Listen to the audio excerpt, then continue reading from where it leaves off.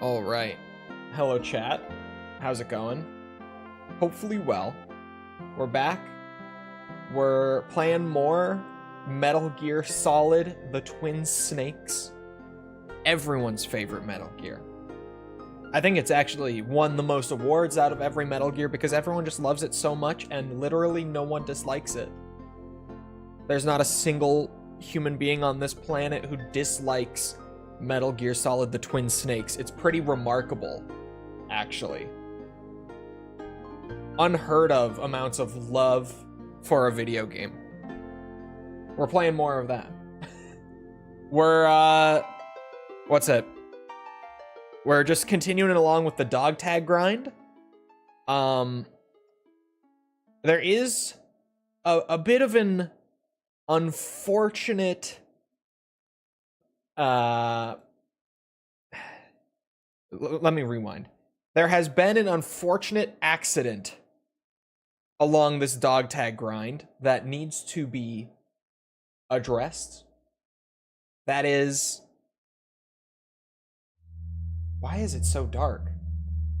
Why is my camera so dark? Oh, because I forgot to turn my gain on. I was like, that doesn't look right. Okay. Unfortunate occurrence. I missed the Psycho Mantis dog tag. And I saved over it. I didn't even realize until after the stream ended. Also, I've put us back into retro mode for the day.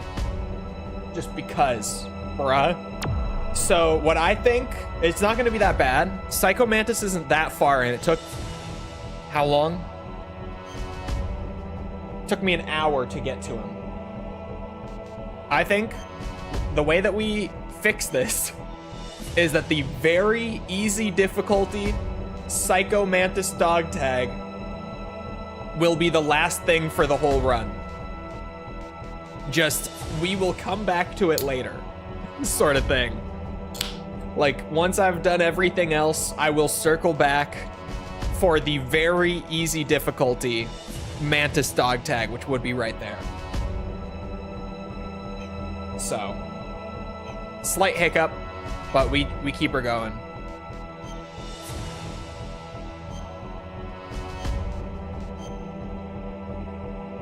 You again. Yeah.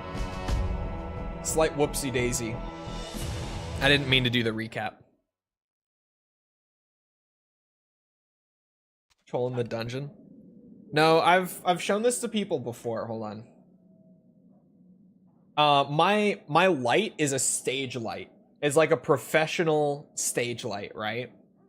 That I use from Elgato, the goats, when it comes to streaming peripherals.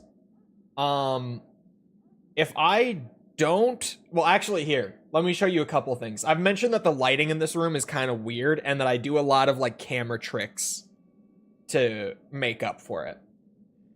If I don't, let's say I turn this back off. I put the white balance back to default. Then I do that.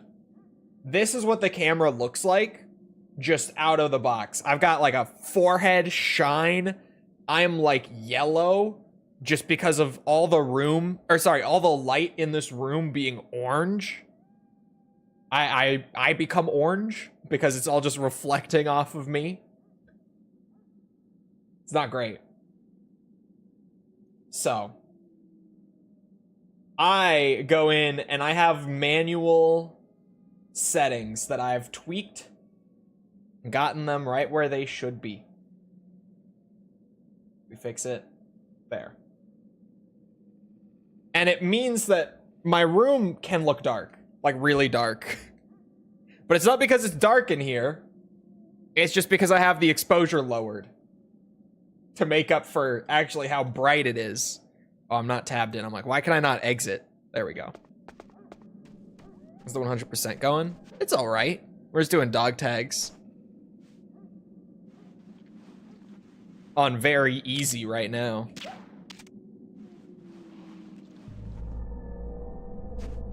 And that good old classic GameCube resolution. Turned off my upscaling. Just for the hell of it. Because people like when I turn off the upscaling too. There's like a solid mix where like some people just want the upscaled version, right? Some people don't want it. They like the retro look.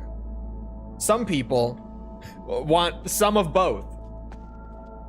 So today we're on the retro. No enhancements or upscaling as it would be on the GameCube. Just no CRT. That's the only downside. Everyone's going to be watching this on an HD screen. But other than that, the GameCube's classic, totally normal resolution of like, what is it? Is it 528p? Is that the GameCube's resolution? It's a weird one. It's super odd.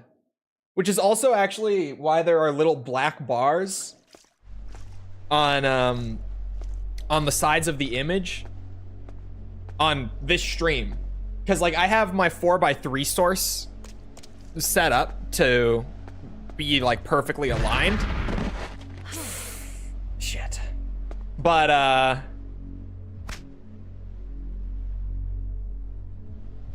forgot about that. I just stood up.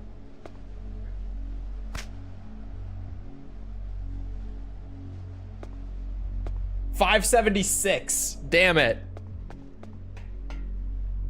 It's 576. Yeah, the aspect ratio is off on the GameCube. It's not exactly 4x3. It's like slightly wrong. Damn.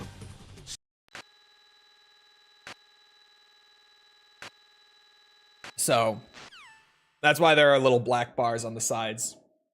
Normally, this scene is set up just right. Son of a bitch, I'm crawling. Or not.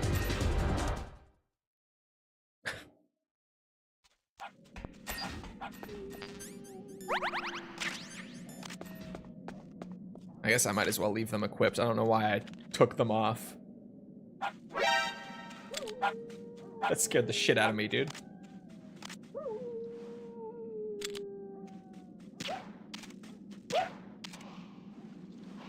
That works, though. 100% DMC4?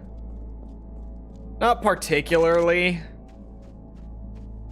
The game itself isn't even finished. Even just playing the back half of DMC4 once is enough of a slog.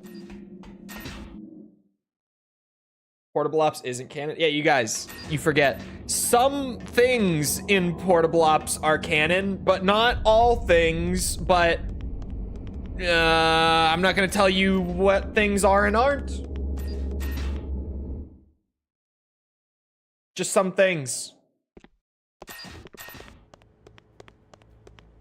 That's it. But DMC4 is so fun. It is when you're playing as Nero. Which is crazy. I way prefer Dante's gameplay, but DMC4 makes playing as Dante unfun, at least in the campaign. For like Bloody Palace or whatever, it's better, but...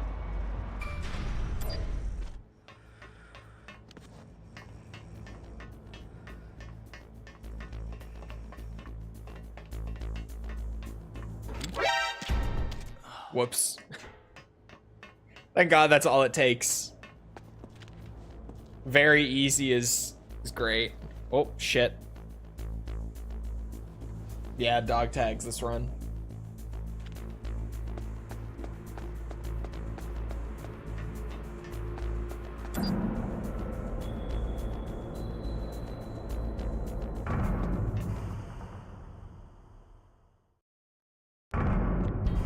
I wish Snake's Revenge was canon.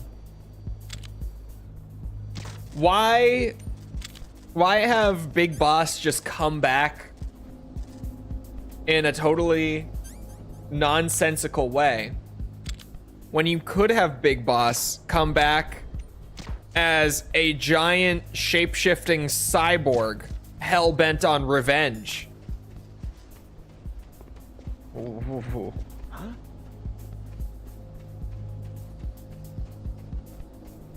Yeah, just follow the footprints, buddy. Come on. Freeze.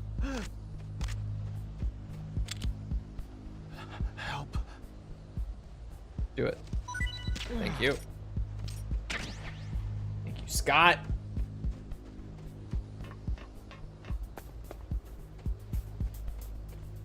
Freeze. No. Please, don't.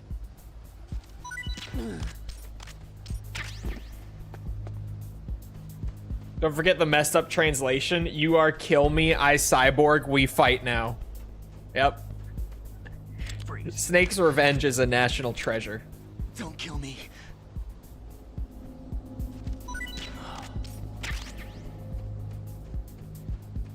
Thoughts on Padme and Attack of the Clones? I never liked Padme. She's just boring. She's just boring. A man of few words. I mean, he was always known to be a man of few words.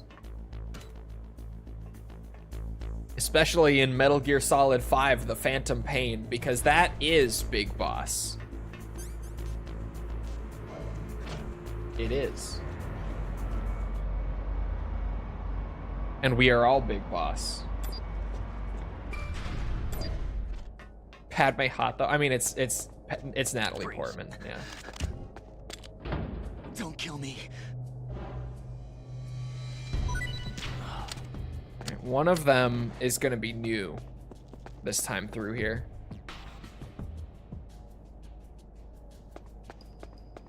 Freeze. Help. Q invisible. Is the third guard not here yet?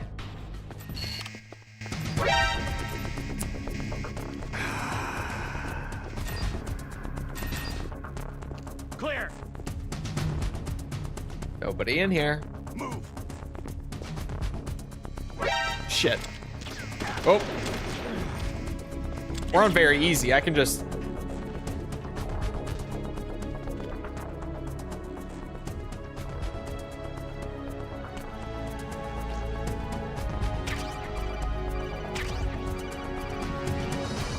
Why have I not heard this alert theme in the Twin Snakes yet? What? This one's so good. This is actually the first time I've heard it. What the fuck?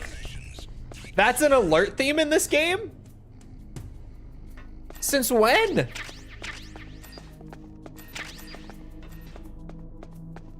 Obviously, I haven't heard it because I'm basically Big Boss and I just never raise the alert, obviously.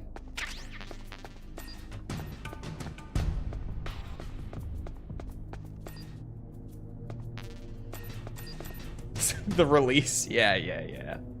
Did I never grab the FAMAS this run? It's just sitting right there.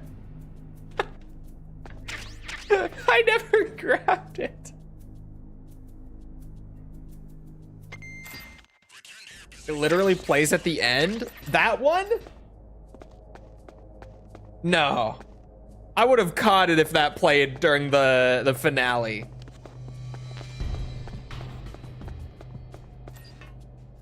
But them working the Metal Gear like theme into the alert theme goes crazy. That was really good, and I have not heard it yet.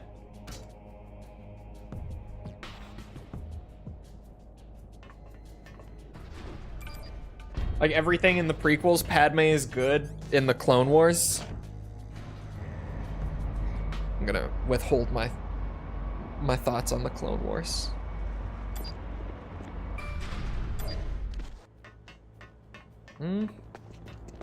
Or I could go for the engagement. I am streaming on YouTube. Engagement is good.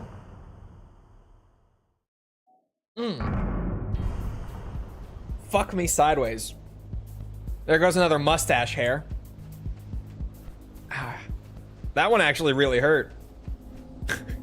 A lot of the time they don't really hurt. That one did. Thinks the Clone Wars is mid. I don't even think it's mid. I think it's just fucking boring. I genuinely, I've tried like 5 different times to watch it and I can't. I get like a few episodes down and I just can't keep going. I'm over it. I'm sick of it. And everyone says it gets really good in like the last couple seasons, but God, that's so much boring Clone Wars to get there.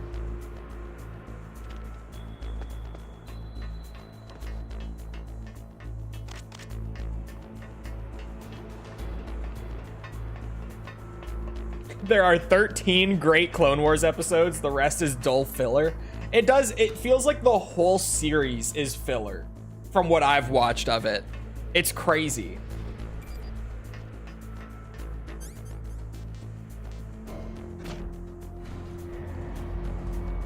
Still way better than Emo Dante from the reboot. I didn't mean personality-wise. Personality-wise, DMC4 Dante is perfect.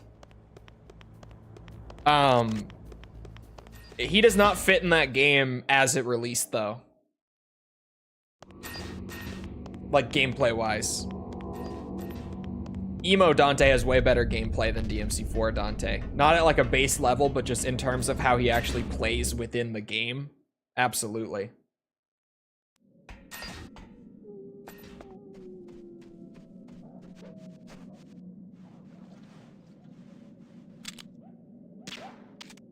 There we go.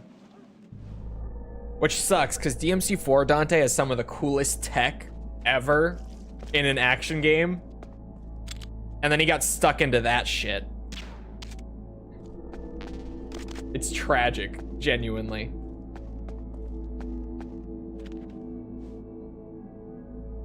More upbeat, too. So it skips the part where, like, the MGS leitmotif comes in. That's why. That's why I wouldn't have noticed it. Oh. I like Emo Dante. The mistake was just that he was Dante. I don't think I would have liked him necessarily either way. Oh, actually, I can't go back. All right, we're killing her. Give me my meds.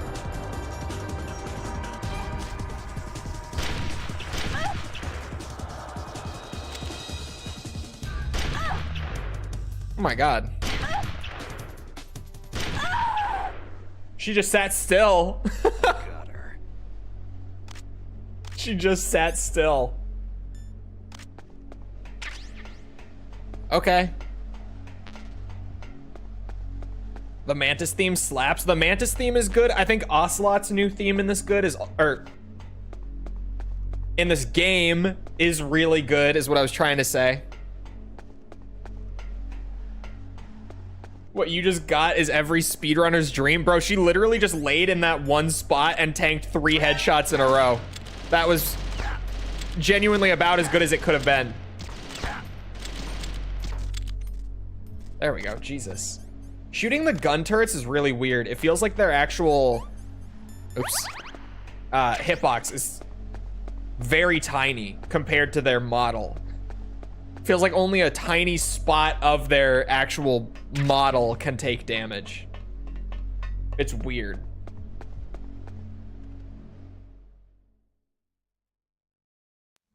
Republic Commando is definitely the best media related to the Clone Wars. Actually, yeah, it is. I was gonna say maybe even like EA Battlefront 2, but no, I like Republic Commando more. It's true.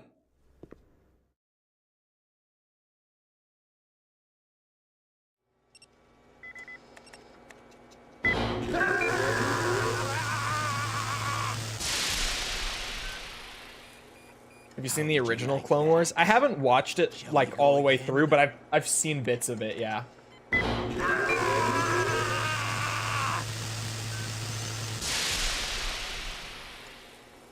Had enough. Original Battlefront 2 is the best? Oh, we're not finished yet. Probably. I just thought of EA's Battlefront 2 because I was like, man, the fan service in that game, now that it's been like fixed up, is incredible.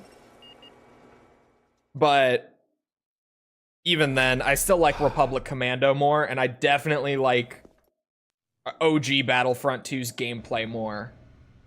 Snake. But like, DICE's Battlefront 2 is fun, for me at least, mostly just because it looks really pretty. Like, the spectacle of it. It kind of carries the whole thing. The gameplay is okay, but it's kind of just Battlefield with less interesting weapons. And less weapon diversity. Like, the sandbox isn't as interesting. And a weird card system that even now that the loot boxes got fixed, I just don't really like the card system, personally. I still have plenty of issues with Battlefront 2 even after it getting fixed. But it's fun.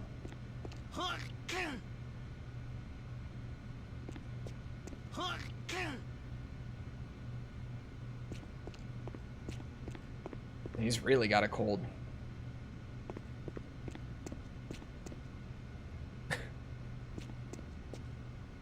Yeah. What's up? Oh my god. Until you get stuck in an endless supremacy game? True. Jedi Outcast is the most goated? I don't know. No. No. It's not even I don't know. It's no. No, it's not. I don't know how my brain even spaced it for a moment. The most goated Star Wars game? Undebatably. I won't even hear differing opinions on this one. Yeah, it's KOTOR. I don't even know how I didn't think of it right away. The fact that it even took me 5 seconds to realize offends me. I have offended myself by taking even 5 seconds to remember that that's the best one. Jedi Outcast is good, though. That's a good one. Sorry, I'm fidgeting with chapstick off screen while waiting. Okay.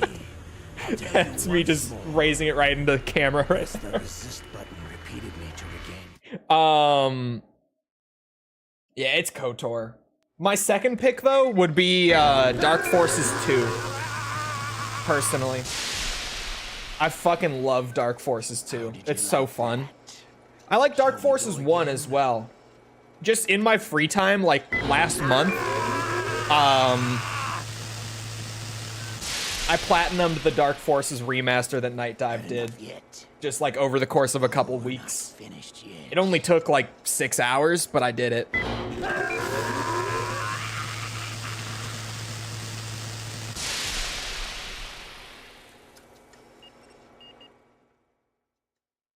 Dark Forces 2 is so fucking good. I love that one. You're a strong man.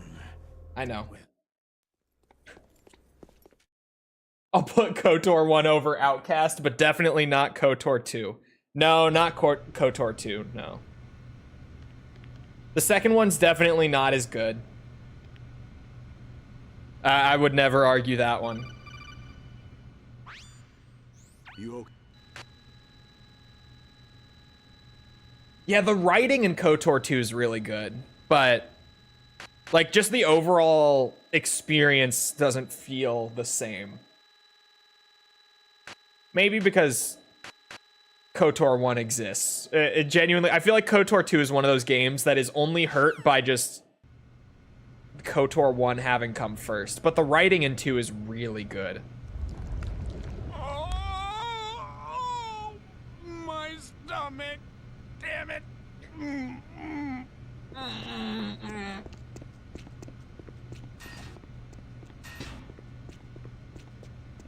I crazy, or did I hear the Omnitrix sound effect? I haven't seen Ben 10 in like over a decade, so I don't even know if I'd be able to recognize it at this point, but I loved Ben 10. That show kicked ass. Although I know there were like a ton of Ben 10 series, and I dropped off pretty fast on that train. And I don't even like really remember specifics. I just remember like there was Ben 10, and then there was one after it where he was like a teenager, I think. Rather than like 10-year-old? Is he 10 years old? Is that just part of like the 10-10-10 thing they've got going? Yeah, Campbell's voice actor is the grandpa in Ben 10. Alien Force? See, that doesn't even sound familiar to me, but I know I watched like the second one after, and then I think they made like a third series, and that's about where I stopped watching it. Don't mind me. Hi. Why'd he just stand there? He was like, wait a minute. No, no, no,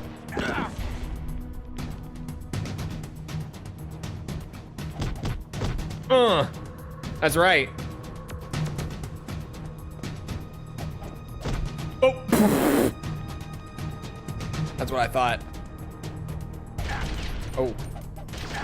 Damn it, I want to box with someone in first person. I've been trying to do it for a while and I just can't seem to do it. It's so finicky to get like the spacing and then go into first person and do it.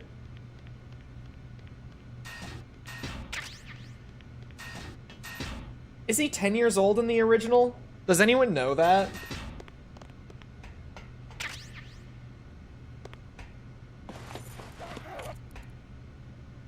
Oh, dude. So many of those old Battlefront maps are just so good.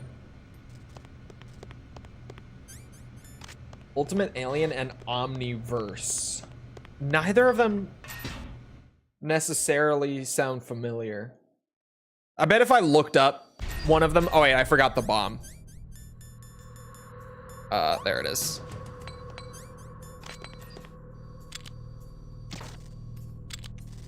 I bet if I look it up, I'll be like, oh, yeah. Like the cover art or something. Oh. That was a close one, Snake. Buy me some time, Campbell. You'll pay for that. What was I? Oh, yeah. Ben 10 Alien Force?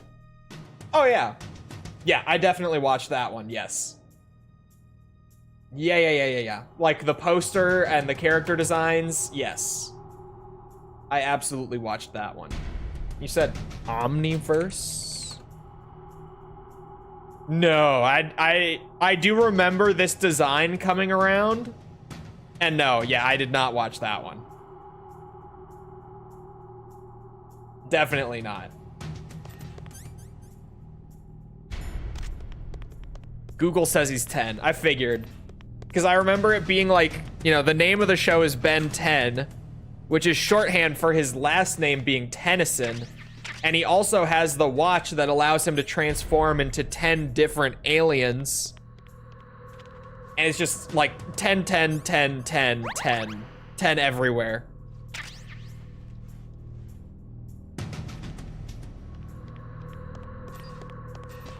There's also a reboot that nobody likes. Is Omniverse not a reboot? Because that character design is so different that it looks like it's a reboot. Absolutely, that looks like a reboot, just at a glance. It doesn't even look like the same character. Like, it looks like the same character in like an alternate universe sort of thing. He looks crazy different there.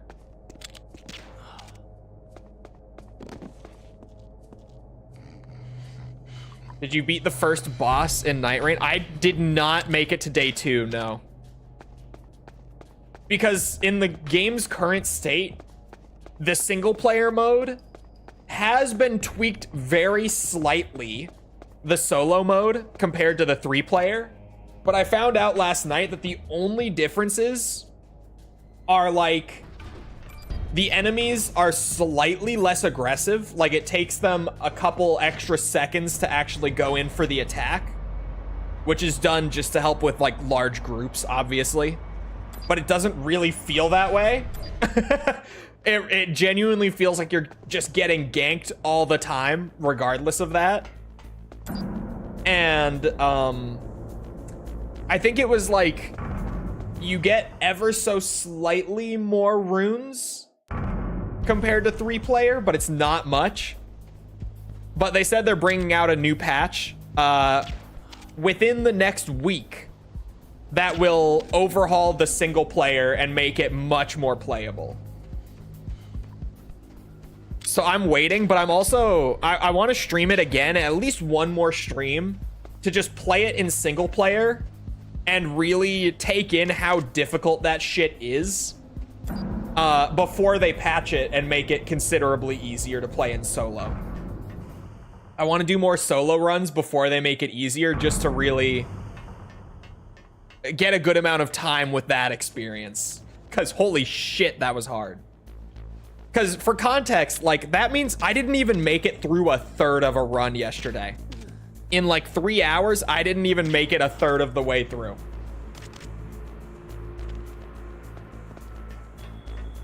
Night Rain in solo right now is insanity.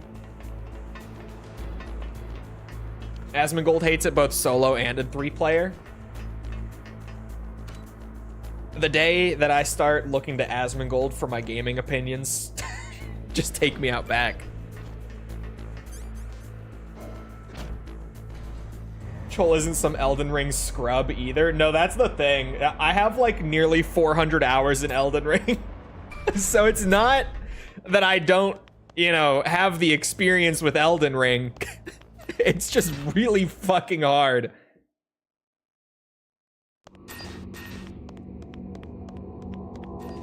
Saw some dude on Twitter saying it took him 8 hours to beat every boss thing in solo. Yeah, my fucking ass.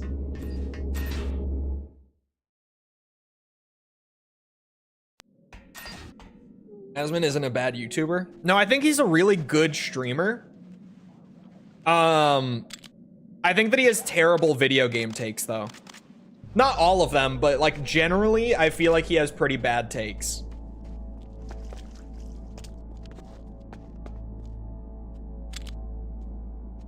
Which I've talked about before. It's largely because he tries to apply MMO knowledge to the entire industry. And that just doesn't work.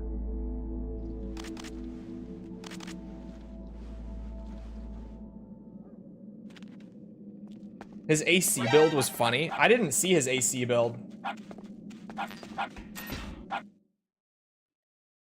Literally pushes Nazi rhetoric. Did he? I didn't hear about this. When did this happen? What? What did I miss?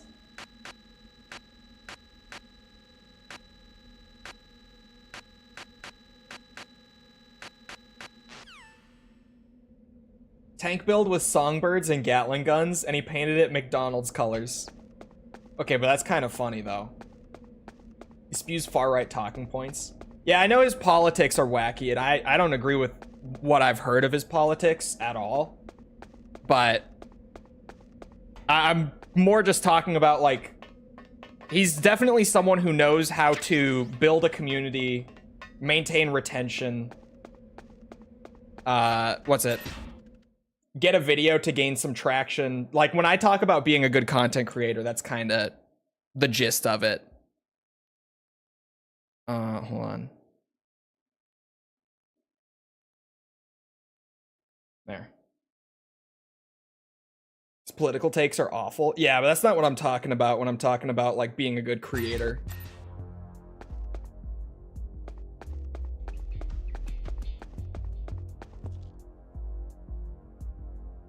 Could have sworn there was a camera. It could be a very easy thing, though. Oh.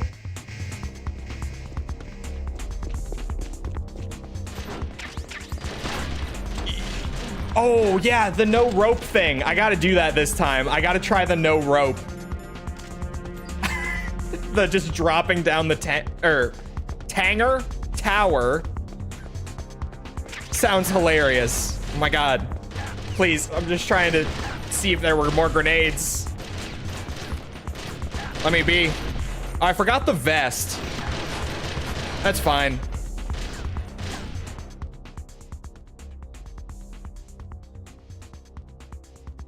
Is that fine? Wait a minute. I have to go double check the dog tag list now.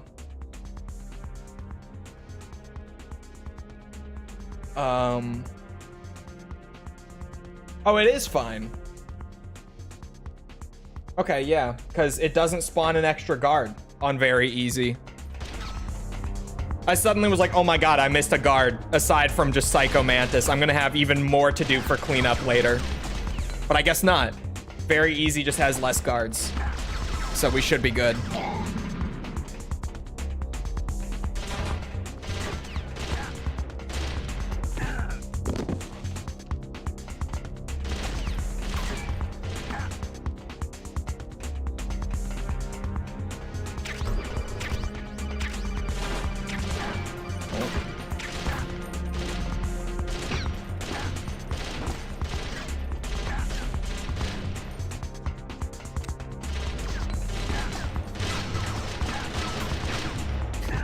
The fact that I don't have the vest and I'm just basically running straight up and tanking all the damage and I haven't even lost half of my health. Yep, we're on the very easy dog tag run, boys.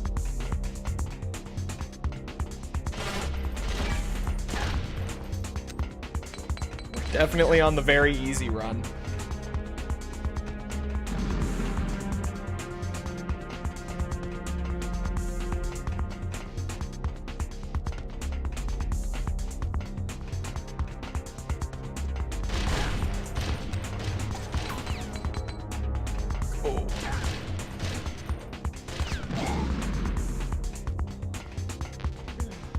I mean, I might as well. It's not needed, but a ration is a ration, chat. Wait, is there something here? No.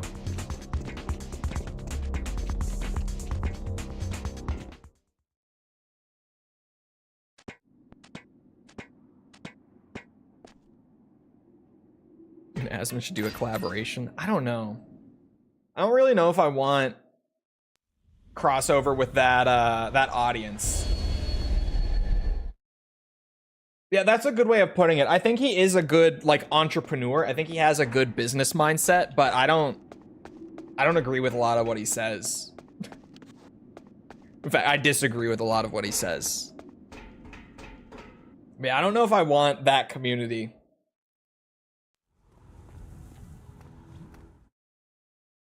Just because, like, I mean, there's, yeah. Let's see. Huh. Oh my god, it works. I thought I was gonna fall off.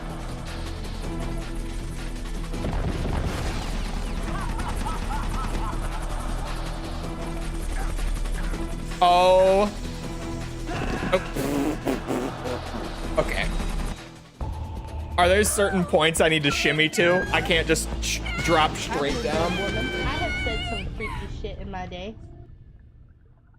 Yeah, my knowledge. No, I thought maybe like I had done it too soon or something. Hold on.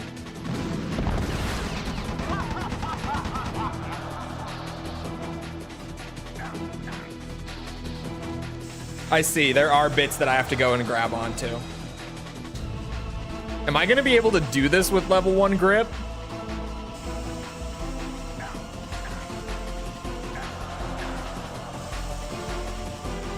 I am. It resets. We're golden. This is incredible.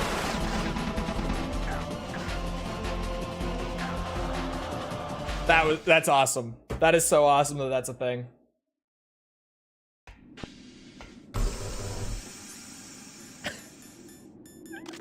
You know, maybe the Twin Snakes is a good game. Jokes, by the way. I've always thought it was a good game. Never been on the Twin Snakes dog shit game train. Poor remake? Yeah. Bad game? Nah. It's like Resident Evil 3 in that sense. It's like the same thing, right? Great video game in isolation, but a bad remake of its source material. Although I would say this is a much better remake than RE3.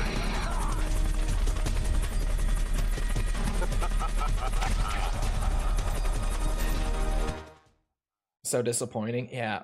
Like, say what you will about the Twin Snakes, but if you're not a Resident Evil fan and you're kind of out of the know on that, and you're like, how could this be better than Resident Evil 3's remake? Like, half of the areas in that game just flat out got cut in the remake. Like, legitimately, the first area's there, the second area's there, the third area got cut, fourth area's there, fifth area got cut, and then the sixth area didn't get cut, but it got replaced by something else. So it got cut, but like there's something that's in place of it now. So legitimately, like half of the original game got cut from the remake.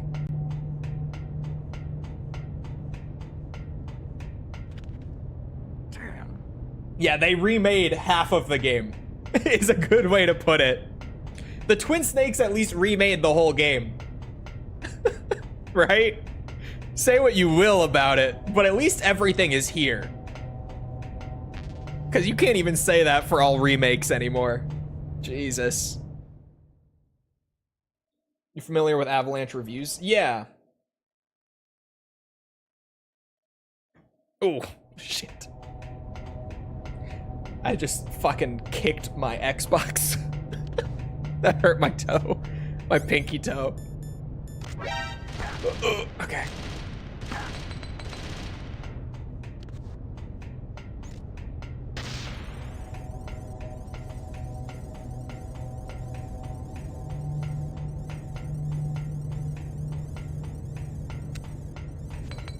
Yeah. RE3 is like, what's in RE3 remake is great too. That's kind of the unfortunate part. The areas that did get remade are really good. Like the new hospital in RE3 remake, so much better than the original hospital ever was. So good. That whole section is like one of the highlights of RE3 in the remake. Whereas in the original, it's just like this tiny little area that's barely even noteworthy, if we're being honest. So like, what's there in the remake is good, for the most part. I don't love the Nemesis encounters. No one really does. That's one of the most lukewarm takes I've ever given, probably. But like, I think RE3 Remake is good with what it did. It just cut half of the game out, which is tragic.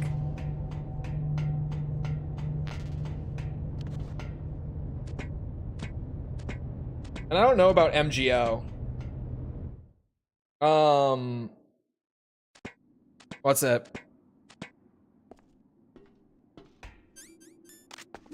MGO, well, like the original, I don't think is... What's it?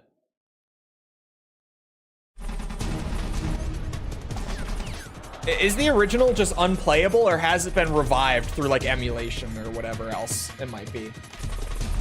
Does PCSX2 have network stuff, capabilities? I think it does. I say that as if I didn't play...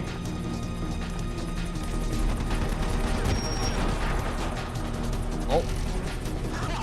You think you can beat me with that little thing?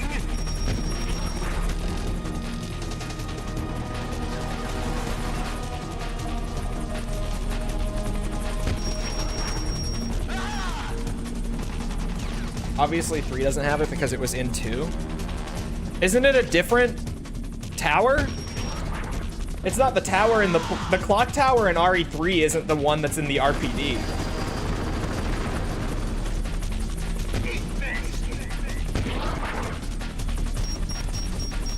Yeah, I asked that question, but it was a dumb question. I've played the RE Outbreak games on PCSX2. So I said that, and then I'm like, wait a minute. Nice shot!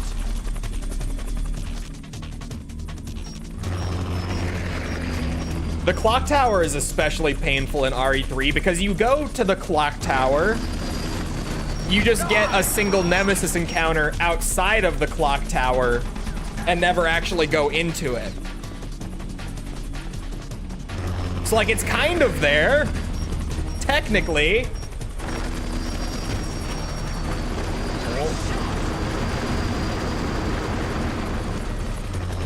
Made alone. Yeah, I know that the remakes were originally made together. Like, they were supposed to be sold together and everything. But RE3 had to get pushed back because they just needed return on investment sooner. So they just released them as 2 individual products. I'm familiar. Just clock tower's gone. The park is gone. The factory is gone. Factory got replaced with a whole new area, but gone.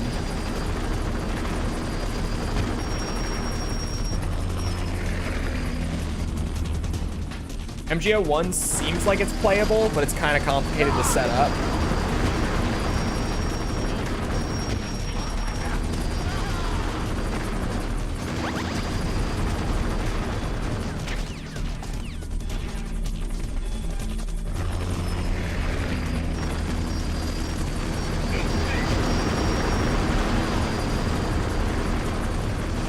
Had to suffer the cost. That's the thing. I don't get why they pushed out 3 so soon after that. Because like the whole purpose of splitting them was to just get return on investment for the one that was already done and give them some time and some funding to finish up part 3. But then like they didn't properly finish up part 3. It's weird. I don't get what happened there.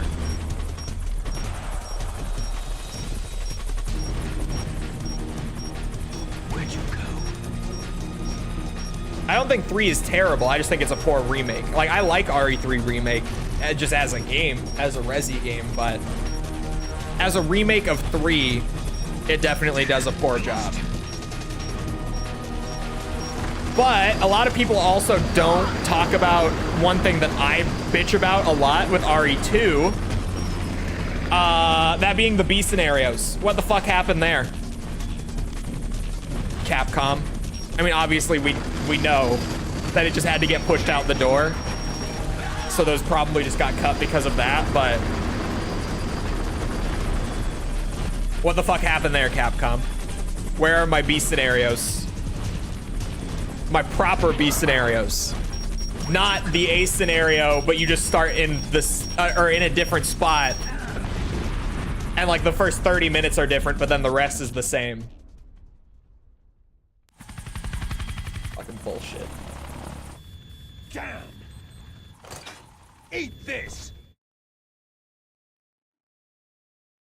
Snake, the elevators. I don't know. Even with the B scenarios, I do still think that the remake of 2 is better.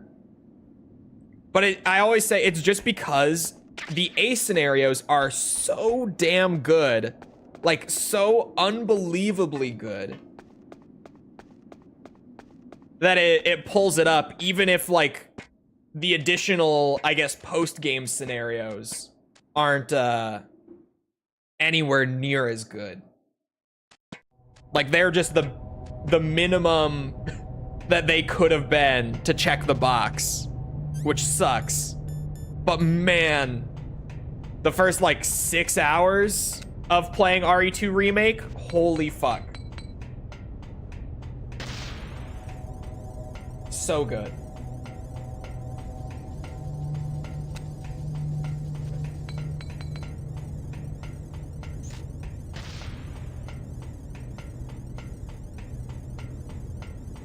Will you play RE Umbrella Corps, the really infamous one? Maybe.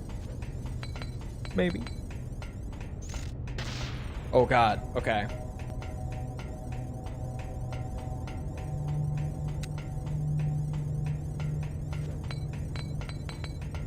A lot of people I don't think know that Umbrella Corps does have a single player. It's just... yeah, we'll get there. We'll get there when we get there.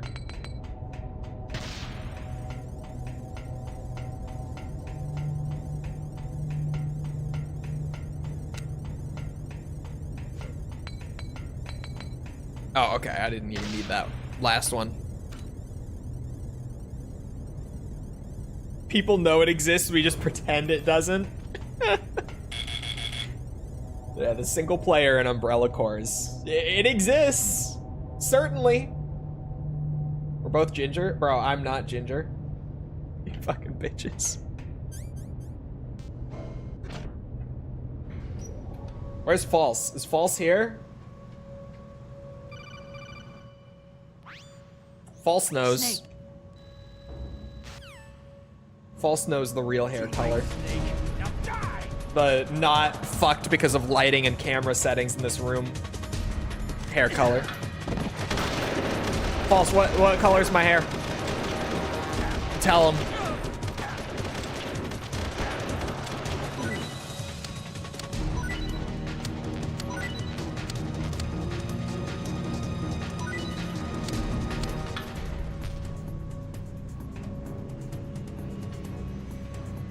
There.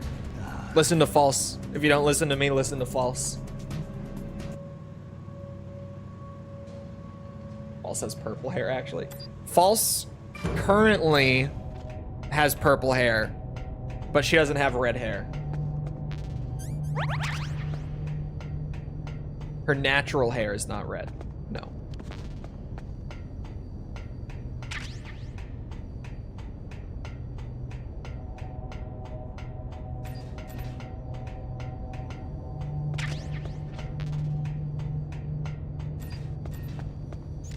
Oh.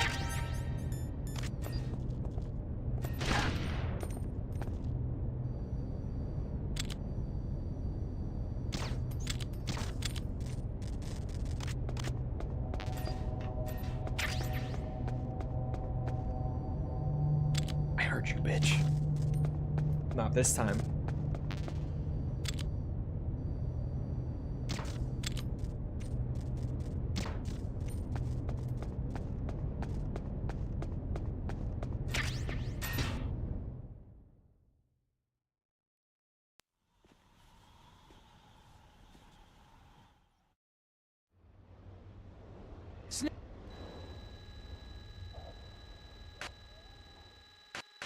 RE4 did fuck RE5 lore a bit with the ending.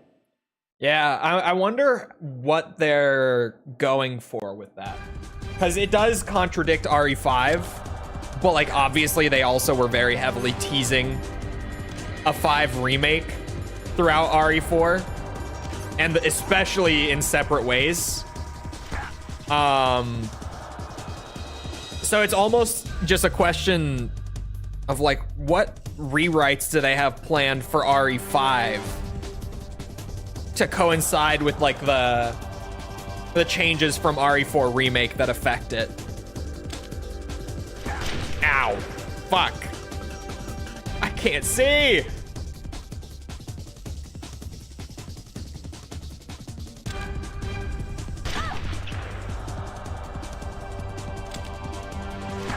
Ow.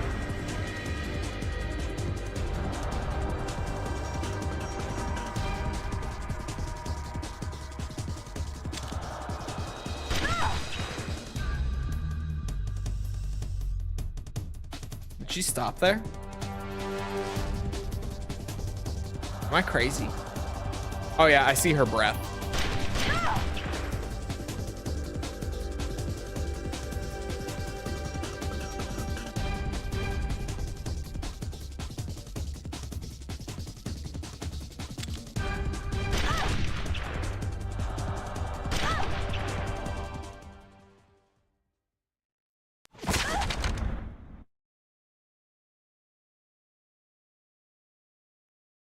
I do know I can shoot her while she's running. Just normally I'm not good enough at, swinging my aim around to do it.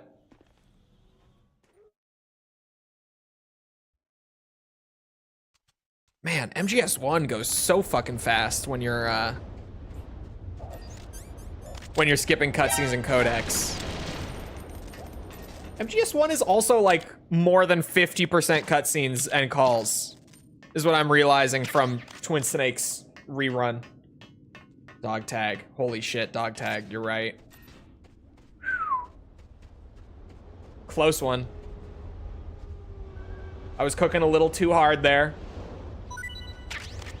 Close one.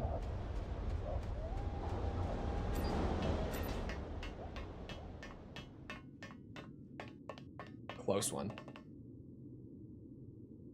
Oh. I looked at chat to read, just thinking that those were the steps of me, like, going through the transition.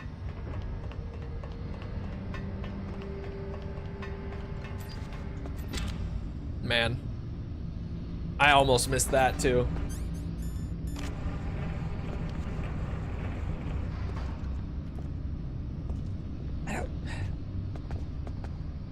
Chat?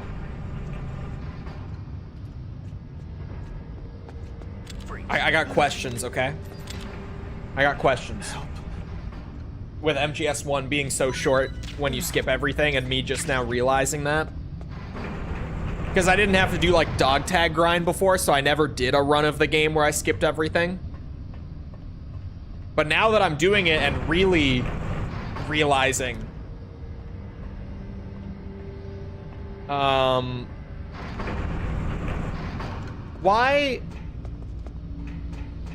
why does MGS2 get so much shit and MGS4 get so much shit for being like more than half made up of cutscenes and codecs and such, when MGS1 is also that way, but MGS1 doesn't get shit for it because MGS1 is MGS1. In fact, it's commonly seen as like the favorite or second favorite of the series for most people.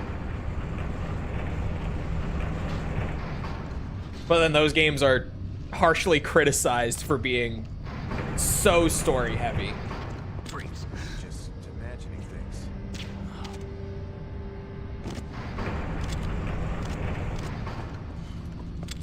Don't kill me. More than, or a bit more than half cutscenes, you think?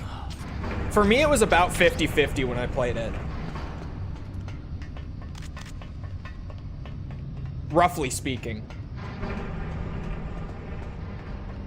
Because 4 was like 8 hours of cutscenes, I think. 8, maybe 9? And I remember my playthrough being 16 hours in total.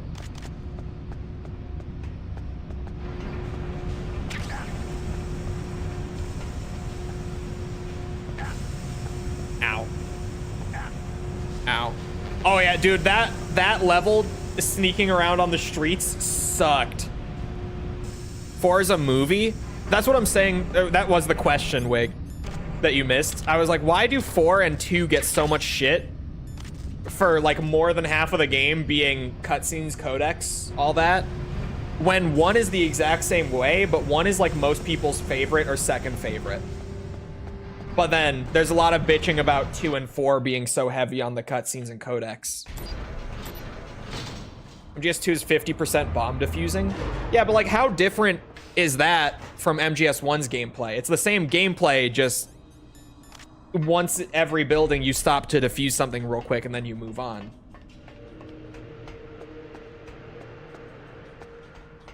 Nostalgia, MGS1 as liquid.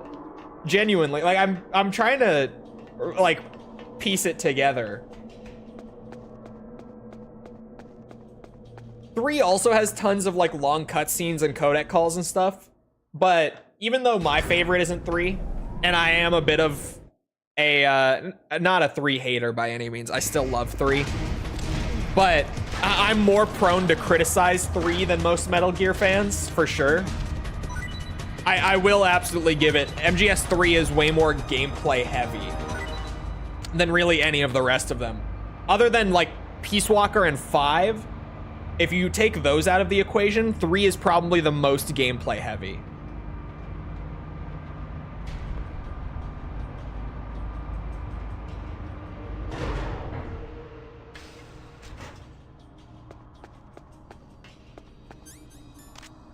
Constant start and stop feels distracting, but I was feeling that, like, obviously replay is one thing, but replaying Twin Snakes here after getting like just so used to pure gameplay, doing the big boss runs for so long on MGS2,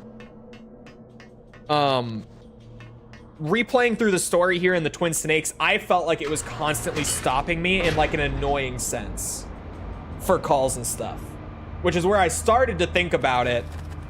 And now that I'm doing the run where I'm skipping everything and realizing that the game is taking me like 3 hours total, but the story playthrough took me like 9 hours, I'm suddenly like, wait a fucking minute. What's the deal here? What's going on here?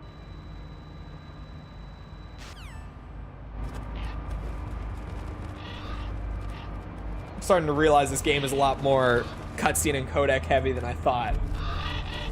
Because like even that codec call, that shit is like 5 minutes long. That one that he just started. Or actually, no, that's not the 5-minute one. That one's probably more like 2 minutes. Never mind.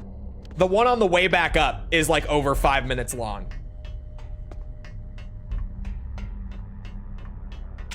And especially the codec calls here near the end get super lengthy. All right, you guys ready to Twin Snakes Raven? Let's do it. Let's fucking Twin Snake this bitch.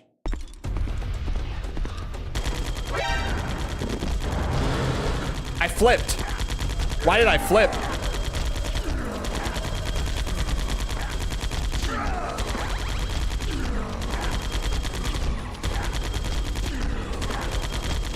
Oh.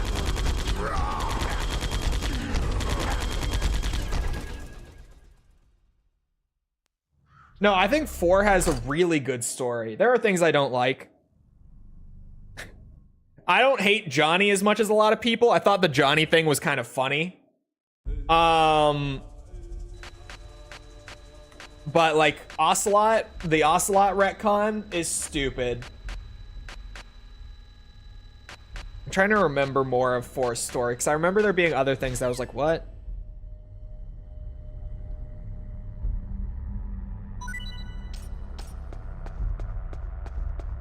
Say you hate Johnny or I'll cry.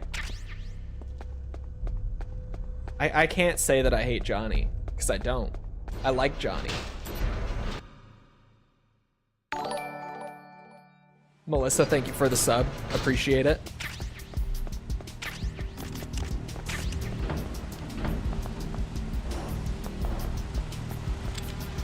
All right.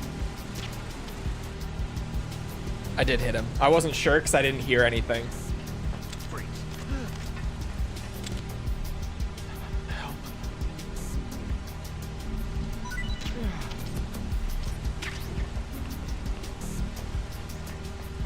With Ocelot being a quadruple agent or something? No, the retcon for the liquid thing specifically. That's the one that I was like, this is just dumb. Because it's not even that the explanation is stupid, which it is, but like I've said this before, the explanation of Ocelot being possessed by Liquid because like the ghost of Liquid Snake lives on in that arm is just as stupid. DS, thank you for gifting Swift a membership. Appreciate it. Like, I can't lie. That explanation already was so fucking stupid that I can't even be like, oh, this makes no sense. This is so silly and out of place. It was always silly and out of place. His dad is the Sorrow. MGS3 didn't come out until 4 years after.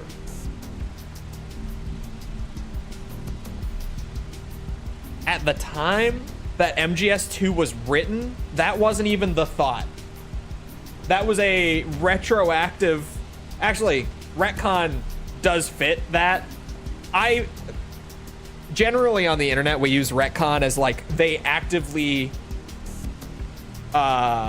removed something and replaced it, or like something like that. Like they went against something that was directly stated before. But retcon literally just means retroactive continuity. And if you look it up, retroactively, not actively. Yeah, you get what I mean. It genuinely just means something that gets added later in like a future entry compared to something prior that changes the meaning of something that came before. So even like Ocelot's father being the Sorrow, that itself was just a retcon to begin with. Even though it wasn't directly stated who his father was, it is technically a retcon, but besides the point. Oh, fuck! I release the button as I... and then not use it. It doesn't make sense. I don't know if... I don't know. Don't ask me. I'm just saying, Ghost Arm was stupid and silly to begin with, if we're being honest. If we're being totally real, that was always silly.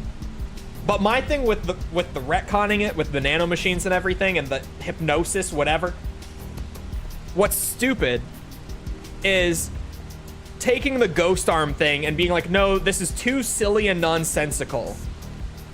So we need to make it make more sense. And you just replaced it with something equally silly and nonsensical for no fucking reason, considering that it's no better. It's no better than what was already established.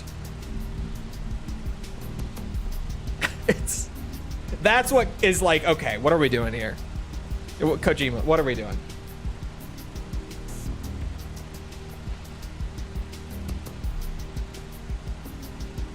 Probably already thought of the Cobra unit while making 2.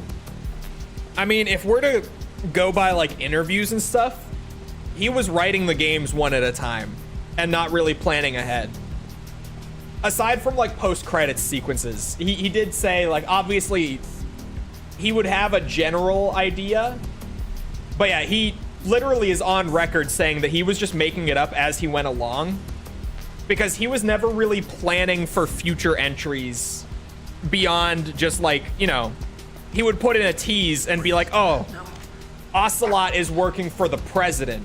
And then if they made another entry, he would have that thread to work with, sort of thing. Right? But he wasn't actively planning ahead, and he's literally just said that in interviews. He was just like, no, like, each individual game was just written as that game at that point in the story. There was not, like, extensive planning ahead of time, no. Like, he did not have MGS4's story planned when he wrote MGS2. That sort of thing. And by extension, he probably didn't have 3's story planned either. The lost technique, yes, that funny piece of knowledge that nobody talks about. Go for it. While I try to snipe a camera. Oh, I actually got it. I was like, that I'm not gonna hit because the hitboxes are weird.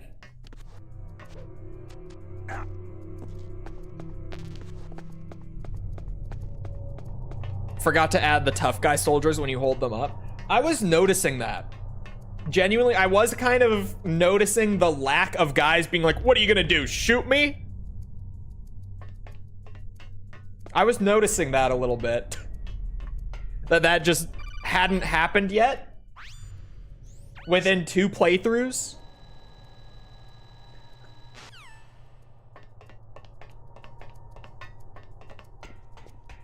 It's even worse than that. Yeah, like, and you can seriously tell with all the retcons in Metal Gear that he was making it up from one to another.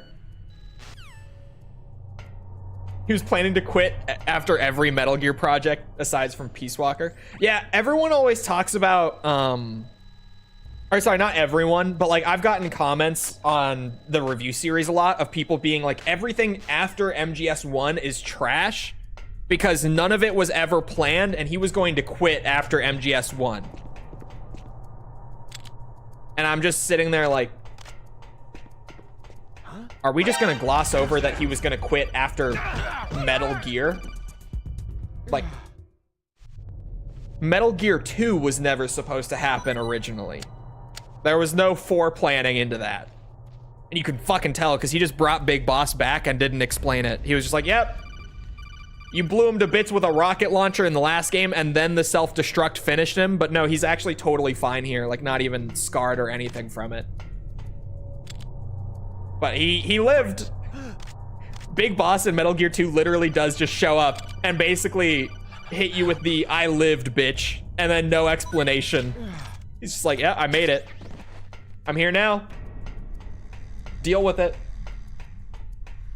You know, he didn't want the games to stop being made either. He just didn't want to personally be involved. Like, that's what happened with Snake's Revenge. came as like a result of that. It wasn't that he was like, Metal Gear stops after Metal Gear 1. It was more just he did not have any plans to continue working on it, so he just didn't.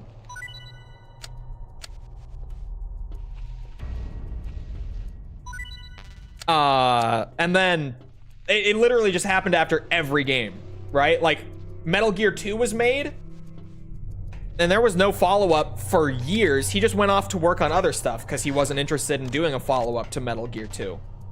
Eventually, he came back to do Metal Gear Solid once the PS1 rolled around, and he was kind of like, ooh, you know what this would be good for? You know what this system would be really cool for? A stealth game. I have a stealth game.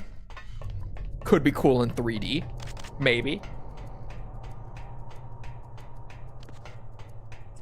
Yeah, it was MGS4 that he was forced to come back.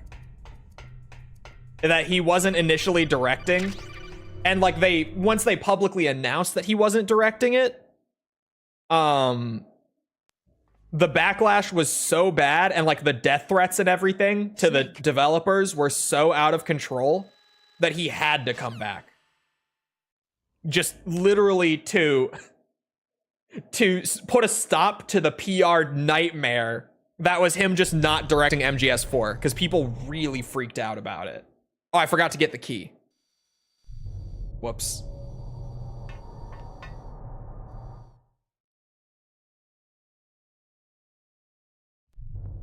It's funny to think that if that hadn't happened... Did you pick up Raven dog tag? I think so, yeah. I'm pretty sure I did. Now I'm second guessing it, but I'm almost certain I did.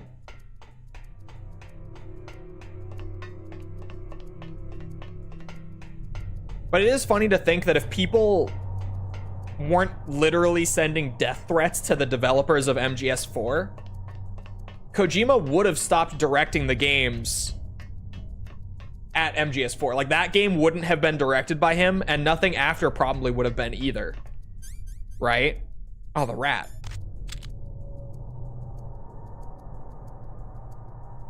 Oh my god, why does he move so fast? Shit, he doesn't react to bullets. Thank god he doesn't. Oh, son of a bitch, he reacted to that one. I hate this fucking rat. I'm gonna stinger his ass next time.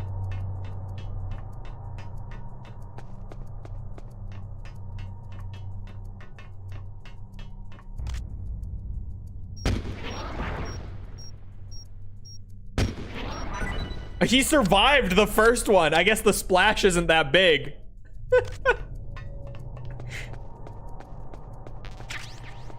That is some goofy shit. I still haven't done a single playthrough of the Twin Snakes that has not had the rat pop up. Weirdly.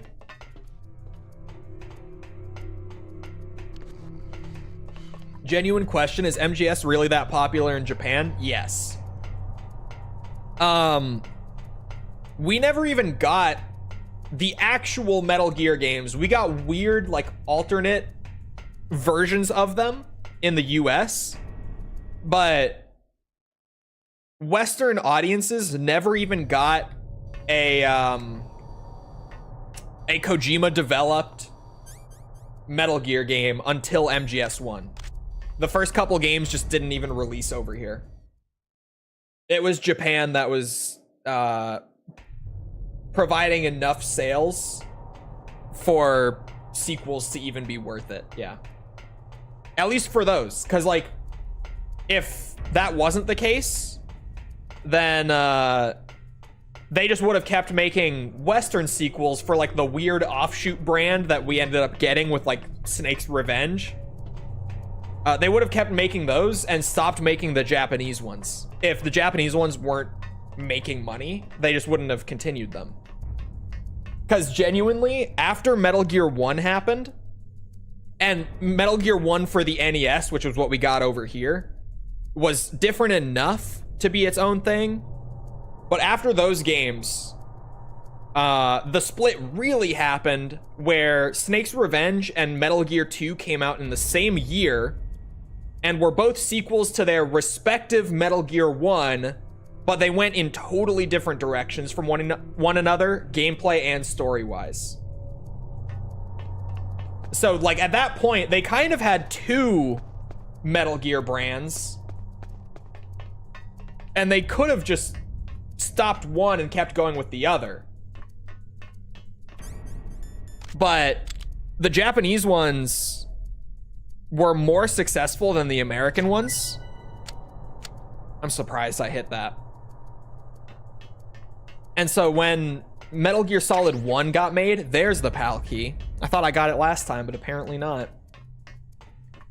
When they were making Metal Gear Solid 1, instead of making a separate game that was a sequel to Snake's Revenge, they decided to just localize MGS1 and release that over here instead, because clearly Kojima was cooking with something that the NES team wasn't.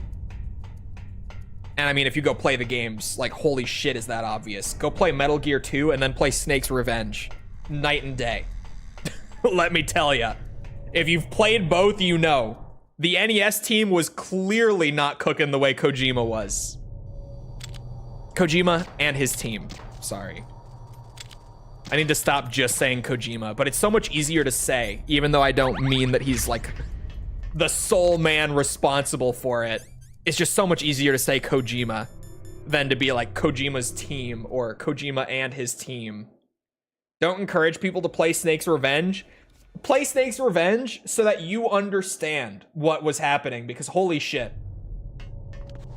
If you have the Master Collection, it's included in the Metal Gear 1 and 2 EXE for free. It's a bonus. You can go in and play the NES versions of Metal Gear 1 and 2. Snake's Revenge is in there. Snake's Revenge is a good game. You're lucky I like you. I'm gonna let this one slide. I'm gonna let it slide. Just this one time. You're lucky I like you.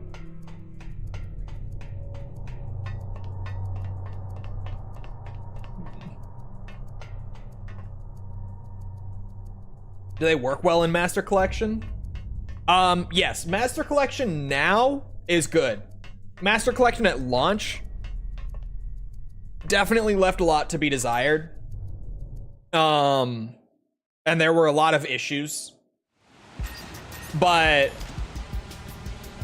Master Collection now is in a good state. I don't think MGS3's audio has been fixed yet.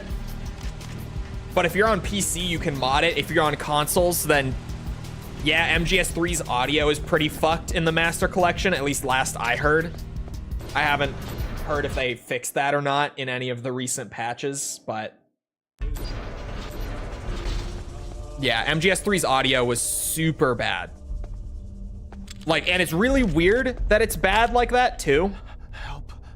It still is. They're probably not gonna fix it. It's so odd that it's like that, because every other release of MGS3, the audio is fine. Specifically in the Master Collection version of MGS3, the audio is so compressed that it sounds like deep fried. It sounds really bad. Console players are just stuck with it, and I guess if you don't have the frame of reference, then it might not seem that bad. Like, if that's the only MGS3 you've ever played, it probably won't matter to you. But it's rough. It is really genuinely, that audio is fucked up. Okay, I got all the dog tags. I might as well wait in here, since I have to come in here for the for the dog tags. I might as well just wait for the PAL key to freeze. It'll take about as long as going and doing the pipe anyway. But then I don't have to do, I can just hit the pipe for the hot one. That'll be significantly faster since I don't have to go up, or go back up for the dog tags.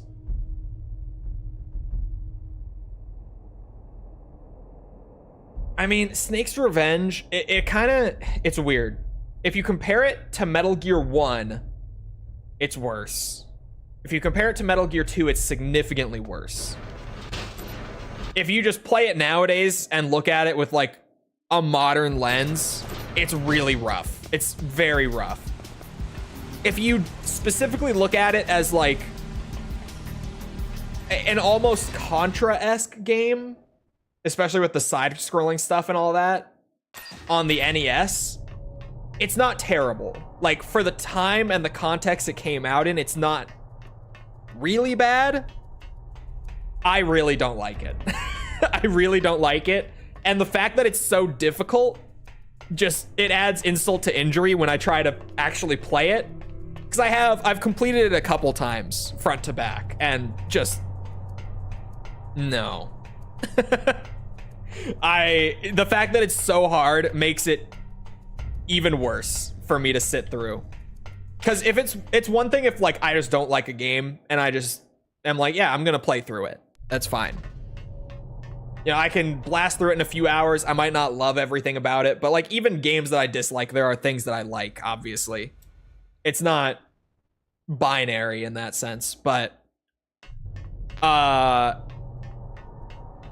fact that it's so difficult means that on top of me just not really liking the game much, I'm also like raising the alert or dying a lot and needing to replay sections over and over. My second playthrough went better, but there was still a lot of sloppiness with it. What about Ghost Babel? Is it really as good as people say it is? Yes. Ghost Babel, if you just play it once, this is the thing. If you go and play through Ghost Babel one time, just as like a front to back story playthrough, I would say that Ghost Babel is the best 2D Metal Gear title. Definitely. However, getting 100% completion in Ghost Babel is such a fucking nightmare that I would not recommend that anyone attempt it. Ever. Fuck that shit. That will make you hate Ghost Babel. I have a much more negative opinion on Ghost Babel after having done that. Definitely. But if you just play it for like a quick story run on normal difficulty, just enjoy the game, it's great. It is, at least in a gameplay sense, if nothing else. Because I don't think the story is as good as Metal Gear 2. I don't think it's even close to as good as Metal Gear 2's. But from a gameplay perspective, Ghost Babel is the best 2D Metal Gear, for sure. Holy shit, this one's long to even skip. Wow.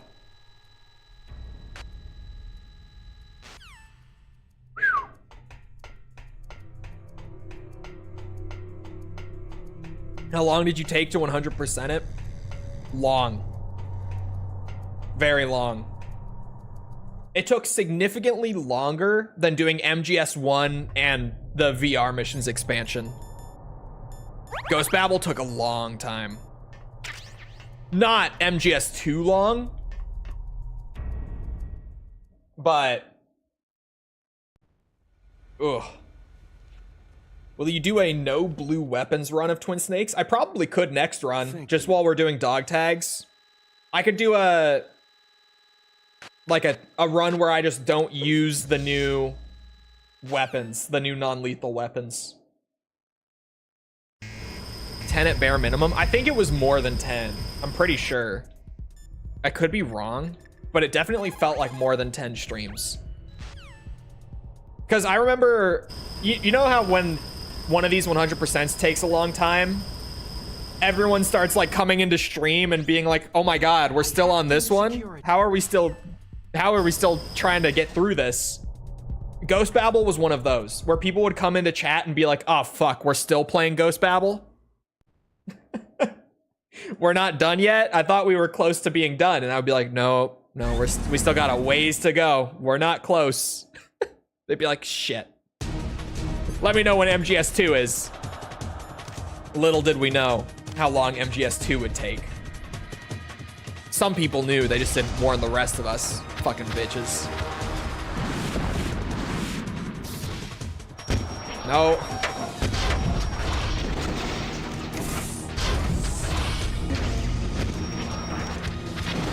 We're all waiting patiently for Acid.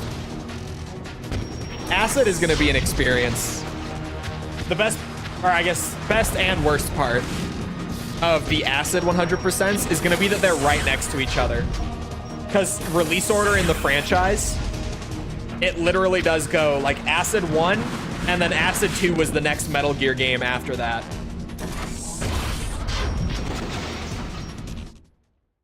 Acid is a banger. Yeah, it's gonna be super grindy to 100% though, because it's the loot box system. No, it's no good. I can't do it. It's no good.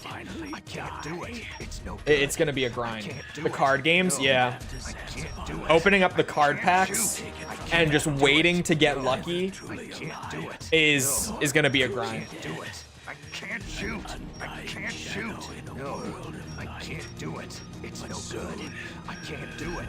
I can't do it. I can't shoot. Rising is gonna be a lot of fun. Rising will take a bit, but going for like perfect ranks and everything on Rising will be a good time. Absolutely.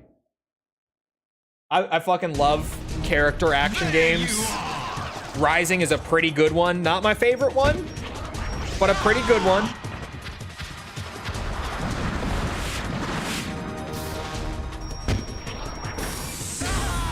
$1 million question. You're familiar with Minecraft and a few survival crafting based building games. Yes. Woof, that took me a minute. And I just jabbed my glasses right back into my face. I went to like itch my eye forgetting I had them on. That's what I get for not wearing them as much as I should. Anyway, why do you think there hasn't been a AAA survival crafting game? Probably competitive, or sorry, like competition. Like you have to go up against Minecraft. But then outside of Minecraft, most of them aren't successful. You get occasional successes like the forest or whatever. But even then, like those numbers aren't gonna look super attractive to like your big AAA publishers. Like your Activisions, your EAs. I'll crush you into dust! Okay, I did. Sorry, I did kind of push my lens out a little bit. I had to fix it. What about Rust? Rust is a weird one. Rust is definitely a fairly successful game. Yeah, Terraria is fairly successful. So the genomes. I think it really is just it's competition and the fact that the genres or the genre as a whole isn't necessarily appealing enough to a broad audience to really invest in for years at a time and like I guess kind of place your bets on, if that makes sense.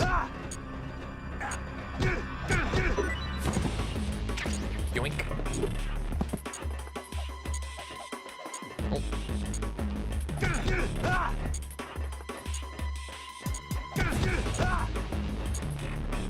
Did make you feel quite small, which is a feat for an old system. Yeah, the camera angle is really good for that. All you've got? This track is really good. Twin Snakes has some tracks, man. I'm telling you. Some of the soundtrack in Twin Snakes is really good. Generally, original is better, for sure. But it's got some bangers.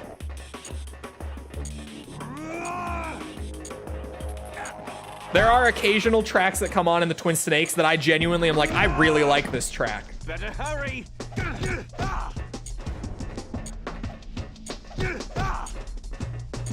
I love Ocelot's boss theme in this game. It's a shame that you don't hear it for more than 5 seconds, but it's really good if you do go listen to it. Psycho Mantis has a great theme in this game. This fight is good. There's the one alert theme that has like the Metal Gear Solid leitmotif in it, and that's great. There are tracks in Twin Snakes that are really good. But generally, the original soundtrack is just so much better. It kind of blows it out.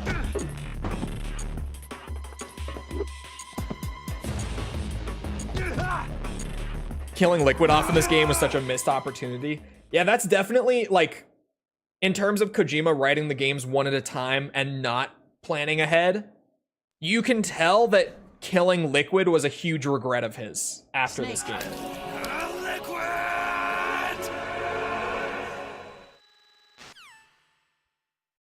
What's the closest survival crafting game you've played and enjoyed?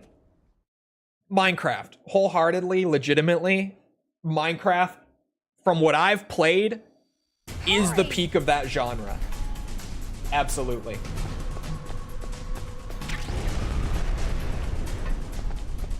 Let me drive. Like, I'm not even being ironic or anything because of, you know, I know Minecraft is a meme right now because of the movie, but like, genuinely Minecraft. As far as survival games go, that would be my pick for the best one. Because not even just like it being such a phenomenon or anything, but like personally, I have played a lot of Minecraft over the years because it's fun. Especially with friends, man. Because I don't even have fun playing survival games with friends generally. Like, if you fucking try to get me on Ark Survival Evolved to have a good time, bro, I'm not gonna have a good time. I'm gonna be bored out of my skull. Same with like Rust, The Forest, whatever it might be. I generally don't like survival games, but I will play Minecraft. If I had a friend right now message me out of the blue and be like, hey, let's start up a Minecraft server. Let's play a new Minecraft server with the boys. I'd be like, I'm setting it up tonight. I got you. There's something about it. It's so weird. But there seriously is something about Minecraft. Like, legitimately. Memes aside and everything, it's good. It is a good video game.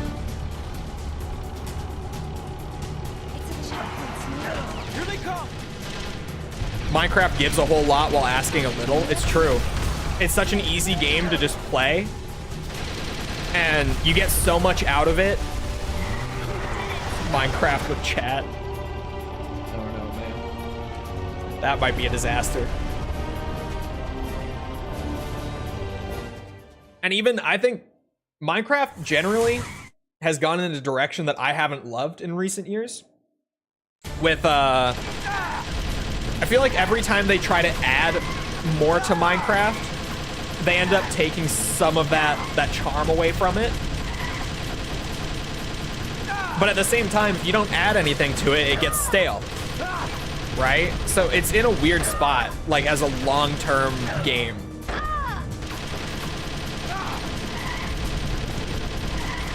Have you ever beaten Minecraft? I get bored by then.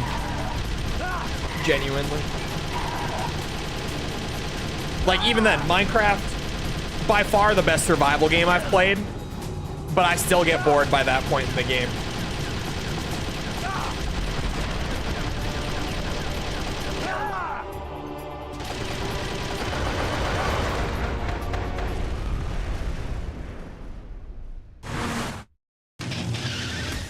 Oh, that track is a banger. I should have let it play since I was just talking about awesome tracks in this game. That track is so good.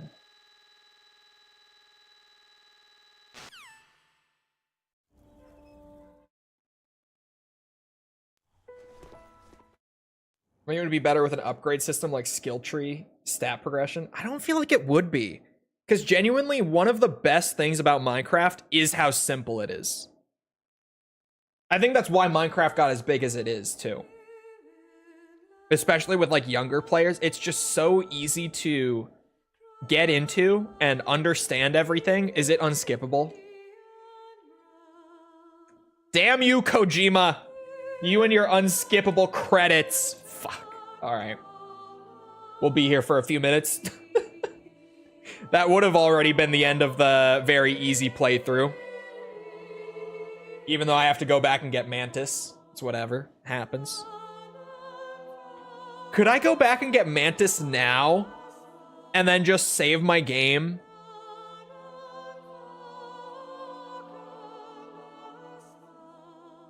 Best flagship theme from the MGS games?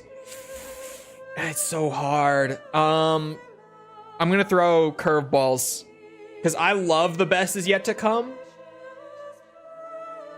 However, when you ask me this question, my brain immediately goes to, like, what are the songs that I've listened to the most outside of playing the games? And the answer to that is Calling to the Night from Portable Ops might actually be the one I've listened to the most. Heaven's Divide from Peace Walker. And Love Theme from MGS4.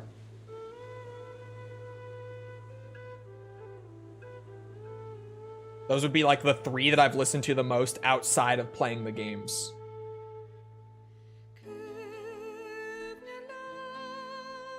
You'd have to beat the game again.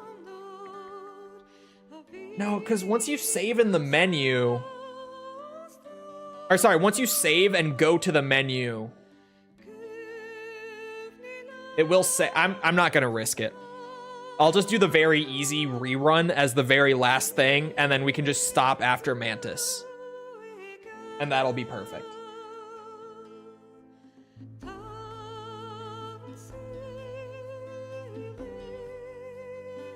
Say that it should have been like MGS2. I think MGS2's codecs are kind of ugly, and I think MGS2 should have used 2D portraits like 1 with like Shinkawa's artwork. I feel like it's way better. Even, I wish that 3 had done that too. I think 3's codec screen is really boring as well. Sorry, MGS3 fans. I feel like the 2D artwork from Shinkawa just makes it so much better. And then 2 with like the 3D just face shots was not bad, but more boring for me. And then 3 was the most boring of like the original trilogy for me as far as the codec screen goes. Because you basically get like the silhouette of Snake and just one image of the character that you're talking to's in-game model. I feel like 3 actually does have the most boring codec screen. In games that have proper codec screens, that is, because it's really only 1, 2, 3, and 4, and then I guess the MSX games.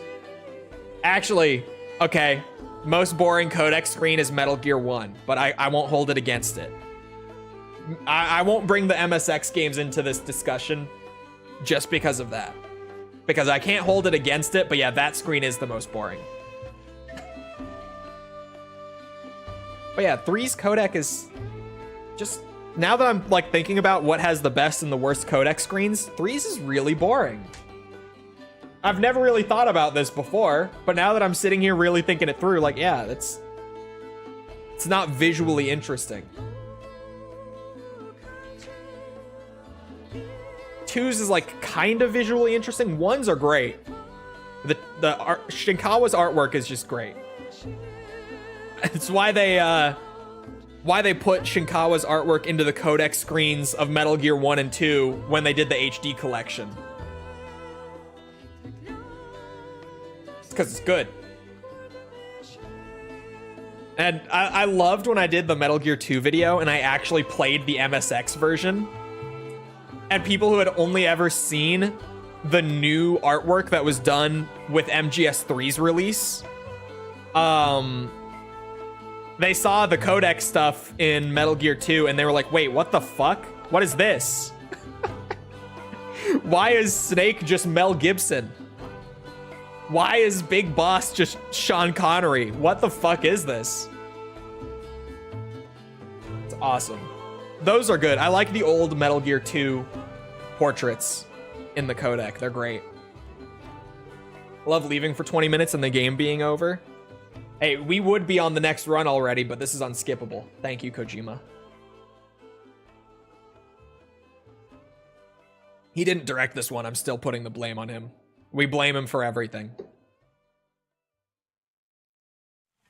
You mustn't allow yourself to be chained to fate. This is unskippable. By your genes. Humans can choose the type of life they want to live. Snake, whether you've been programmed or not isn't important. The important thing is that you choose life. And then live. Yes, sir. The entire unit. This is was also wiped out. unskippable.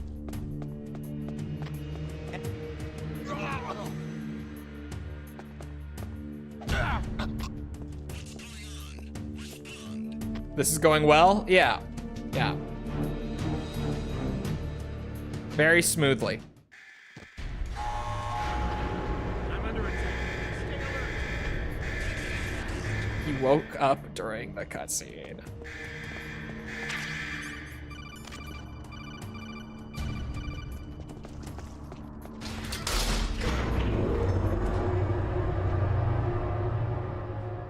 Always loved that little rat in the rafters. I forgot to... Hold on a second.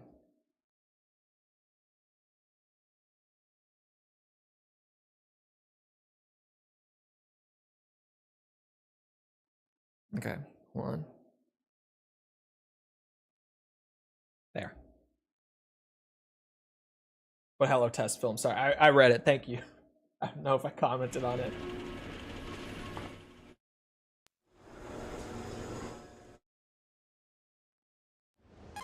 Kratos has more complex combos than Dante from DMC. Who is your dealer and what is his number? I would like to get to know this man. He's selling that good shit. He is selling that good shit. Is you, Snake. The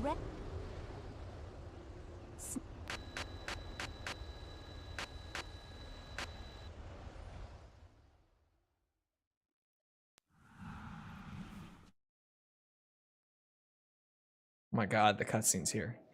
There we go. I'm playing the game. Crazy though that that the first playthrough, like watching cutscenes and everything, took 9 hours on this. And the second playthrough, skipping everything and just doing the dog tags, because even then, I was doing the dog tags. It's not like I was just doing a casual run as fast as I could or anything. Don't kill me. I was holding up like every guard in the game and all that. That took me 2.5 hours. Watching cutscenes in MGS1, 9 hours long. Not watching them and skipping them, 2.5 hours long. So weird that I never thought of MGS1 as being that cutscene heavy until coming back to it after 2.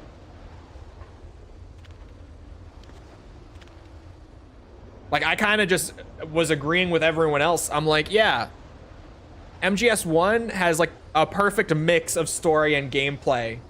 2 got a little overdone, too much.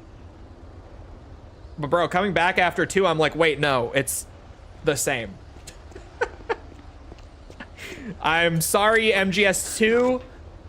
I have wronged you and spread information, or sorry, misinformation for too long. Oh my god, I fucked it up. That's fine. I need the suppressor anyway. It's because 1 is shorter.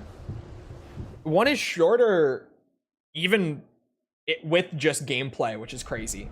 You know what day it is, Cole? I do. It's May 31st. Bro, the fact I was playing, I think it was Oblivion Remastered.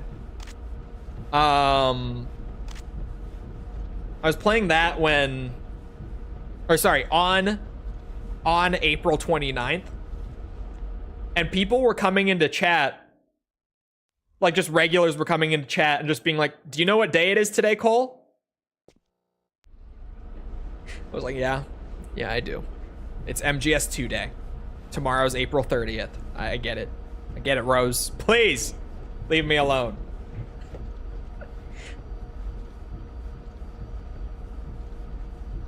And then someone had to go and leak that April 29th is also my birthday.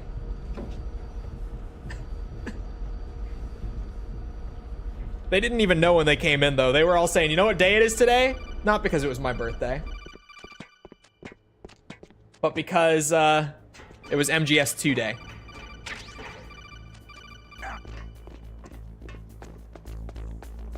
Freeze. Help. You just leaked it yourself? Well, now everyone knows. I can't remember who it was first that said it in chat that day. But then everyone was like, oh my god, it's your birthday!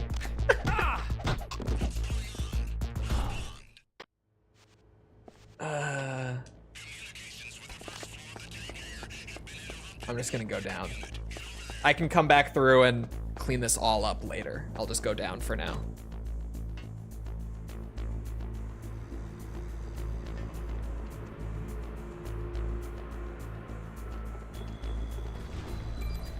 Holy elevator time.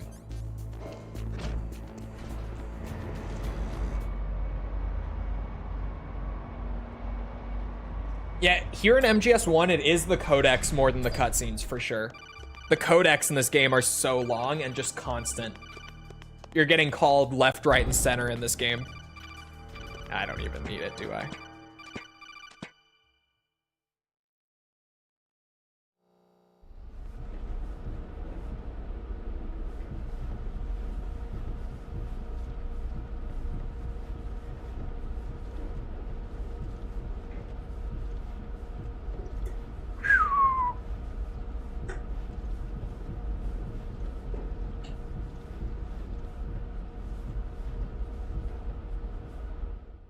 But no, to circle back to DMC versus God of War combos, just real quick. As someone who's played both very, very extensively, God of War 1 has more complex combos than DMC 1. That is true. God of War 1 also has more complex combos than DMC 2. Which is like saying that it's not a steaming pile of shit. So, I would hope so. However, as soon as we get to DMC 3 and onwards, none of the God of War games to this day have had deeper combos than DMC 3, 4, the reboot, or 5. If we're taking into account like all abilities unlocked on both games when we're doing the comparison, it's not even close for God of War. It's like a complete blowout as soon as DMC 3 comes around.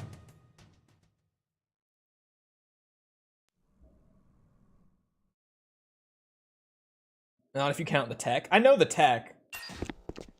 I abused the shit out of DMC1's tech doing the S ranks for it. Cause yeah, that made things a lot easier. But yeah, DMC1, even with the tech, has less combo variety than God of War. Isn't DMC1 before God of War as well? Like God of War was inspired by DMC? Yes. But still, like it does have more complex combos. What about DMC 3 or DMC 3 versus 4? 4 has way deeper combos than 3. Well, for Dante. Nero is an intentionally simpler character to play. Easier? No, we're talking like just how much is there. Not like how difficult is it to pull off or anything. We're just talking about like how much is there.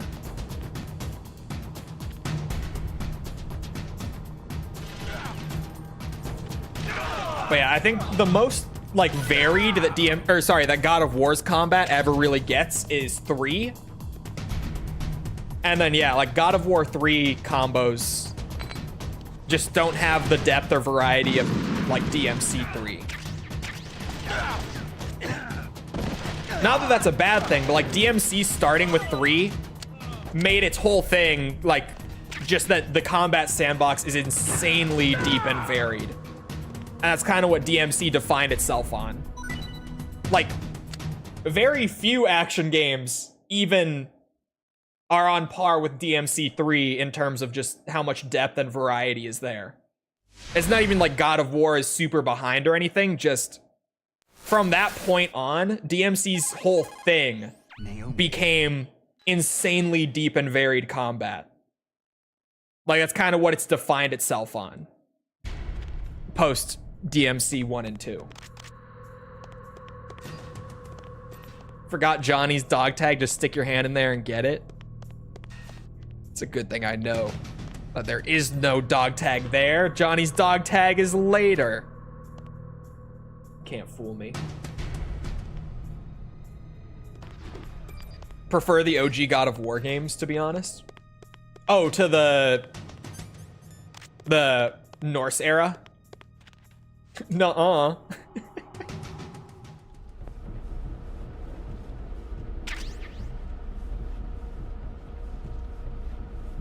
Nero's really bland in 4. I think Nero's a ton of fun in both games. 5, obviously, he's got way more going on.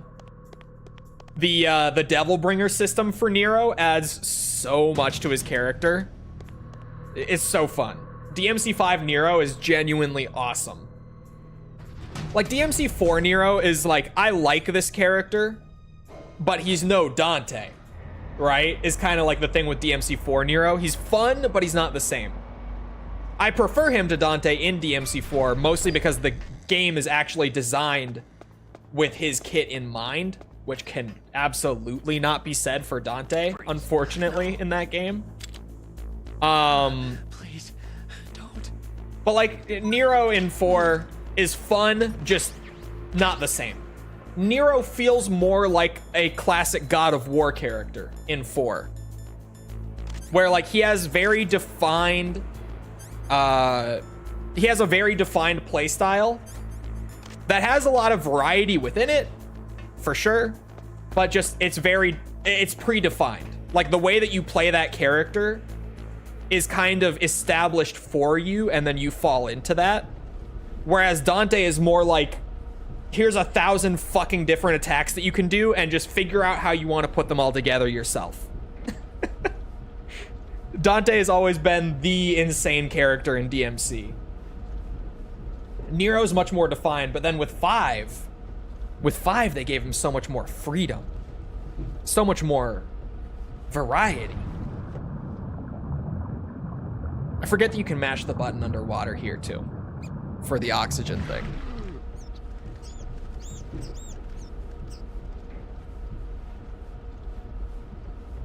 DMC 3 and 4 were just way ahead though. Like, cause yeah, like even now, a lot of people do pick up those games and struggle to actually combo. Cause it takes a lot of effort in DMC to get like smooth, consistent combos going. Freeze. Freeze.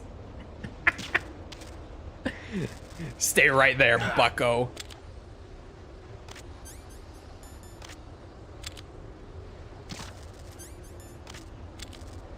Just to be sure. Help. I like the busters in 4 more than 5. I feel like the busters are about the same. I probably agree that I like the animations a little more in 4, but like gameplay wise, they're the same thing in terms of how they fit into my combos and everything, but they do definitely look a bit flashier in 4. Aside from the one in 5 where he like fucking suplexes them 4 times in a row, that shit's hilarious. I don't remember how to trigger that, like what enemy it is or whatever, but that one is fucking hilarious.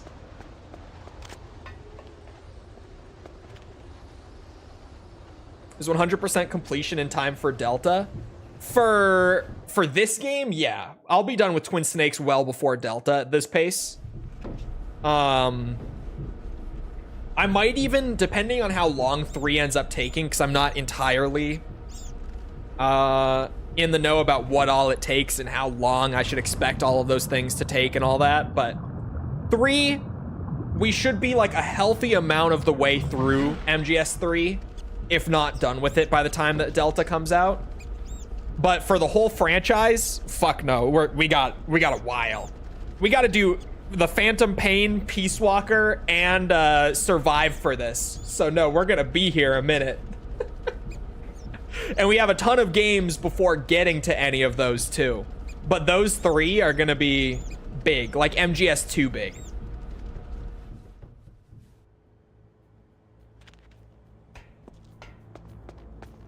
Those are gonna take a while. Who's there? Bro, on easy? Who's that? On easy? I feel like MGS 2's AI wouldn't have even seen me on easy there. What the fuck? Freeze. You're doing survive? Oh hell no. How could we skip survive? It's the best one. How could we skip survive? The greatest Metal Gear game they've ever put out, dude. Of course we're doing survive.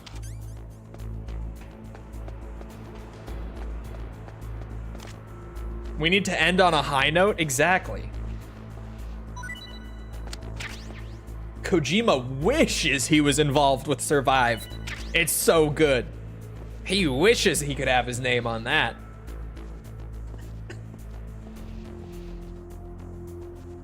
Such a peak masterpiece of a video game. Metal Gear Survive. So good that I was fairly bored with it by the end of my 20-hour story playthrough. So good. Just so good.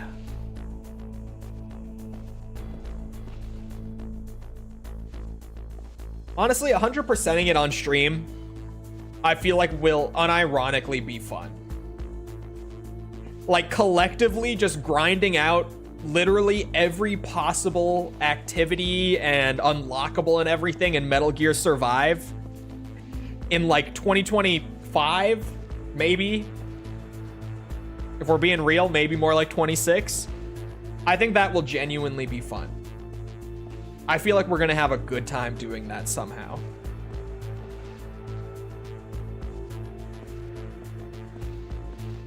Send help? I don't know what you're talking about.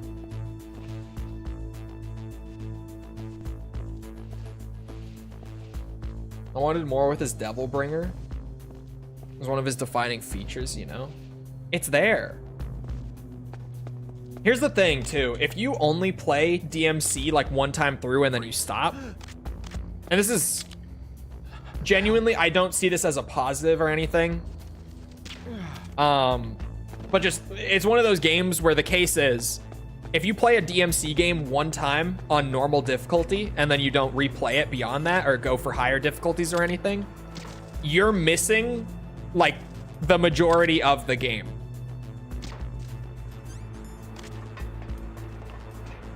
So like with Nero, the Devil Bringer is there. It's like the exact same as it was in 4, aside from just the animations looking different.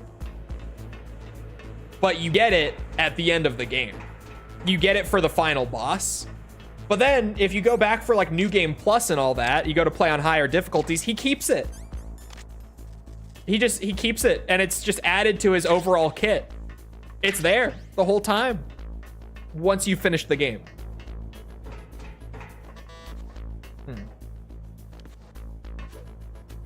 I'm not playing a DMC game for 500 hours. It really doesn't take that long. If we're being real, a playthrough of DMC takes like 5 hours, and to unlock everything takes 2, maybe 3 playthroughs. If we're just keeping it a buck, they're not long games.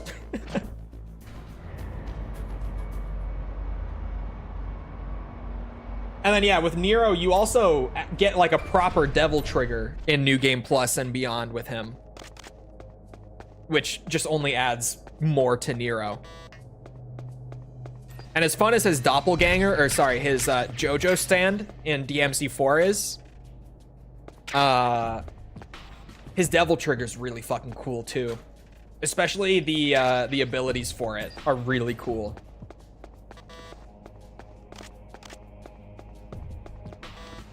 I love DMC5, man.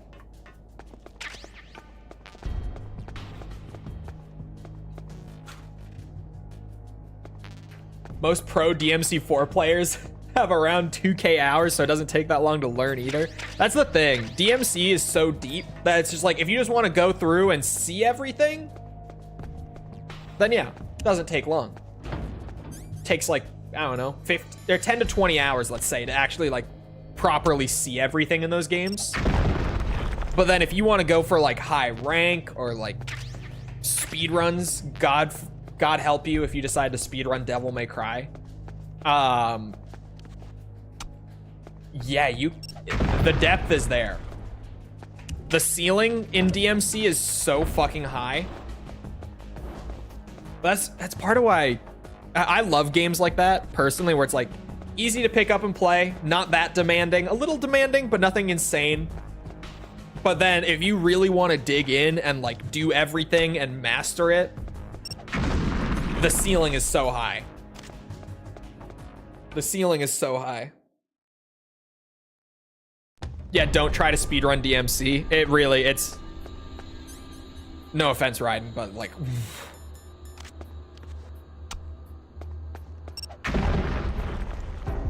people who speedrun DMC, you can very consistently predict what is in their search history. That's all I'm saying.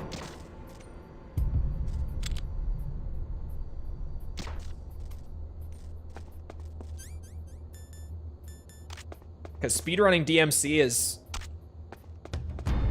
about the same as dragging your balls on sandpaper.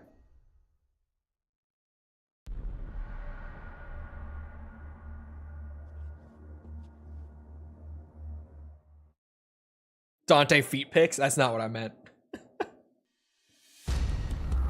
Oh, why is my gun not out? I'm gonna do a non-lethal playthrough of the Twin Snakes. As wrong as it feels. I'm gonna put the... Oh, well, I need the non-lethal for dog tags, somewhat.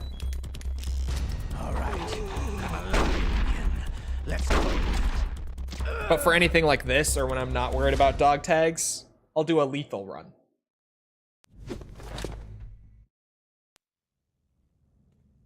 Want Ocelot saying "ah" as my text alert sound? The amount of spent nuclear fuel. I did not put enough product in my hair today. It just will not stay up. Trying to keep it out of my face and it's not working. Bribes. Just call it the military-industrial complex. Anyway, Metal Gear... Colonel, are you listening? Now he's dead.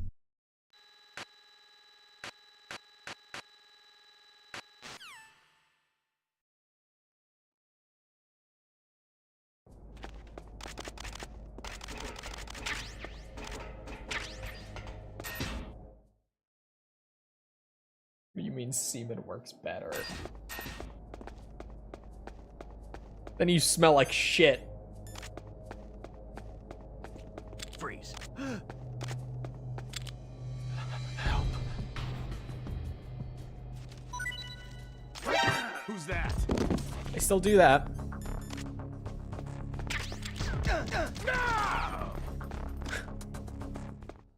Real MGS1 style.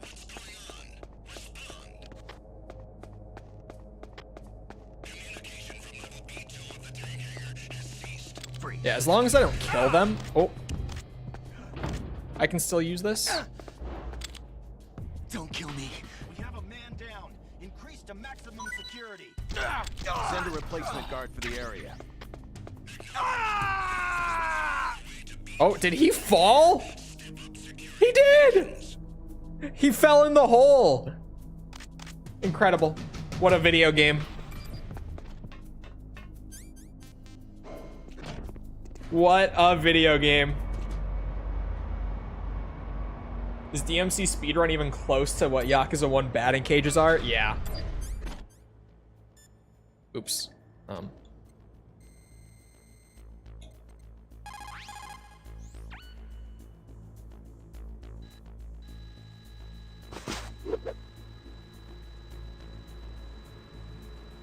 Even when I accidentally shoot them, it's not gonna immediately kill them unless it's in the head, so.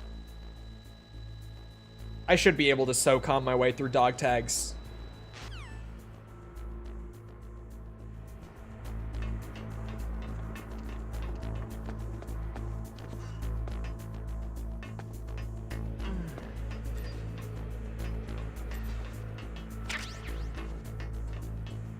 Freeze. No. I already got yours, right? Please, don't.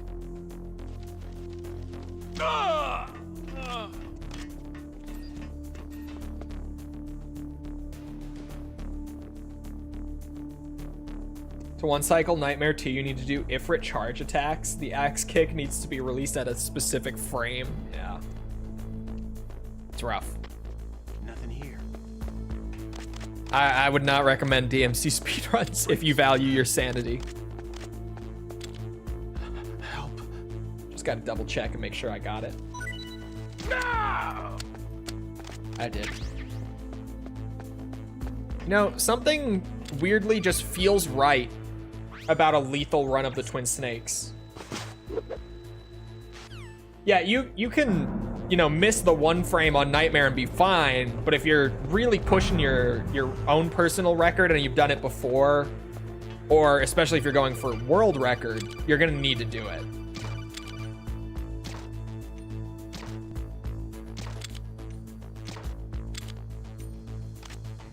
Mei Ling, smash or pass? Which Mei Ling?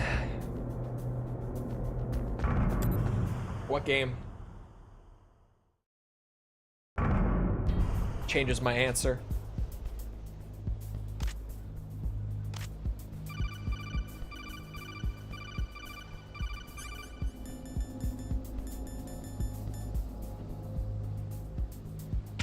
MGS4?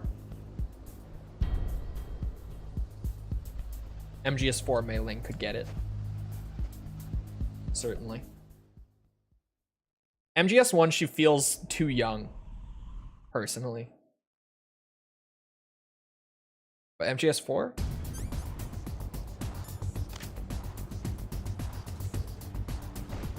Ow.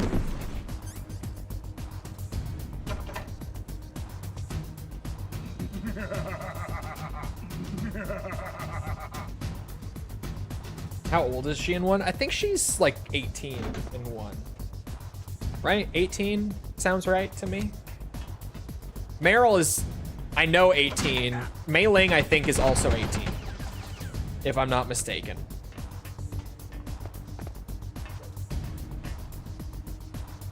Oh, well, I'm in the tank. No damage, though.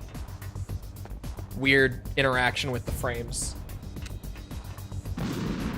Oh.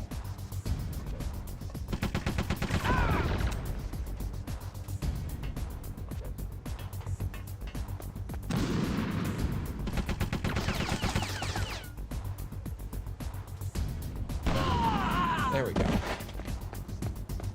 Late teens to early 20s. I feel like they mention, I guess if Google doesn't know, then they must not specifically mention it.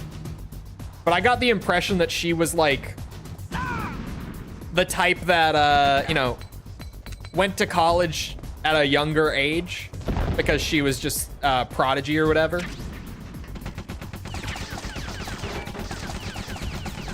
And they mentioned the Soliton radar being like her college project or something, I think. I don't know. My lore might be a little sloppy here.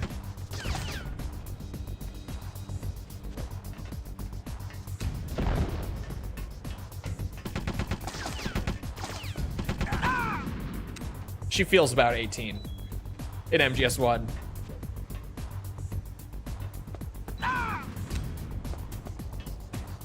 Even if not outright stated, that's about how old she feels in this game. She was still enrolled at MIT during the Shadow Moses incident. Okay, so she's still in college during this game. She's in her 20s? I don't know. I don't know.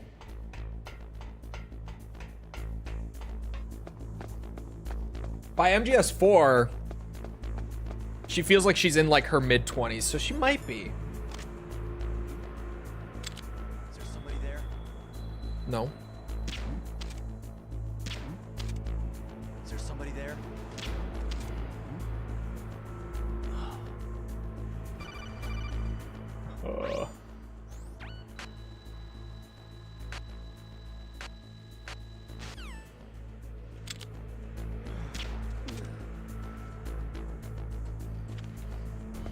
There we go.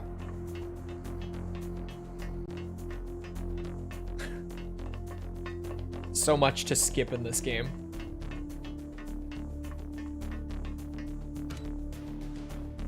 She was born in the late 1980s. Okay. Where do we say late 80s would start? Like 87? Could be like oldest case. And that 86, 87? Wouldn't 86 be mid 80s? Oh wait, I didn't get the Nikita. Hold on. I forgot. 89. I'm trying to say, like, what is the earliest year that we could say that is reasonably?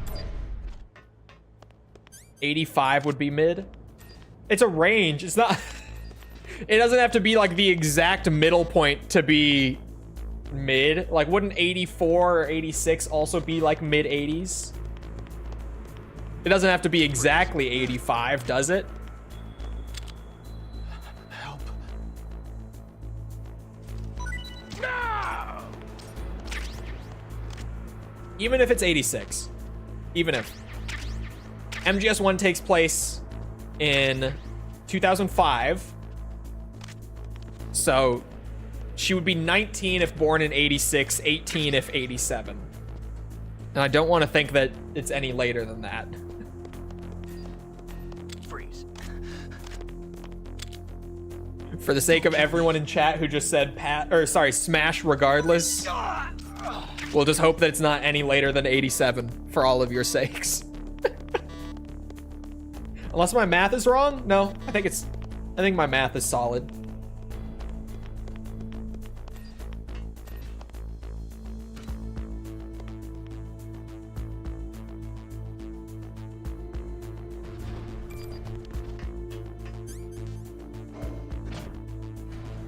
Looks like I'm going to jail. I'll say 86 or 87.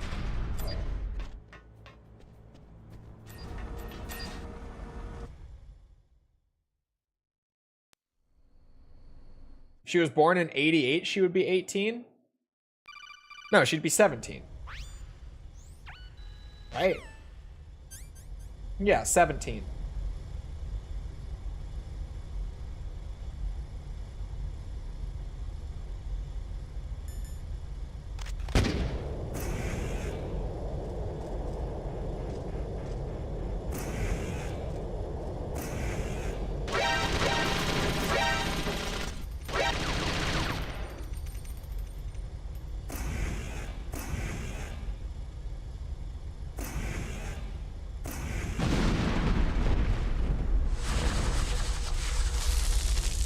I was gonna play Smash Bros with her. I checked the wiki. Oh, does the wiki have her exact age? Was this just yet another moment of the Google AI being shit?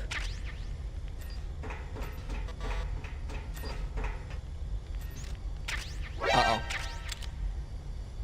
We're fine.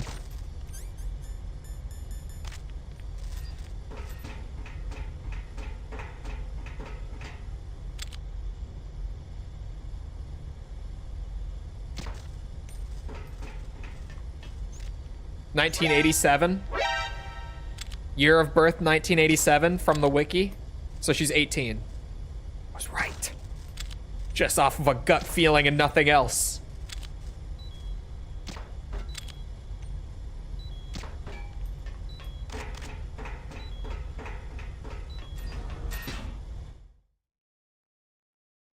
I never see what Google AI has to say. I searched something and then instantly scroll down. I've gotten to that point too. Like, genuinely, the Google AI feels like it just spits out bullshit answers and I just scroll right past it.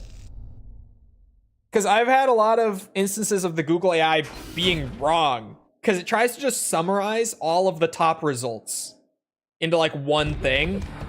So sometimes it gets, like, you know, results in there that aren't exactly accurate, and it adds that to the summary. Yeah, the Google AI is so shit. Is the basis of all combat.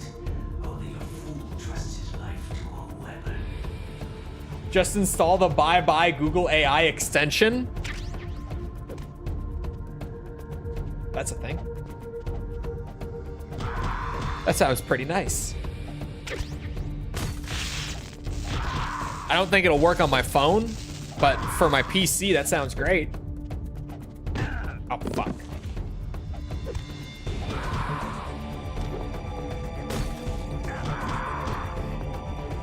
Spread them, bro. She's pixels on a screen. Ow. No, that's understandable.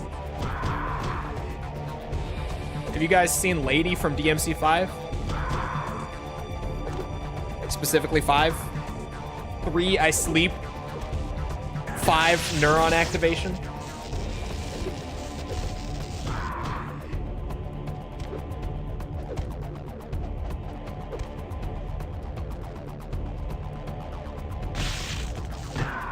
Fucking shit.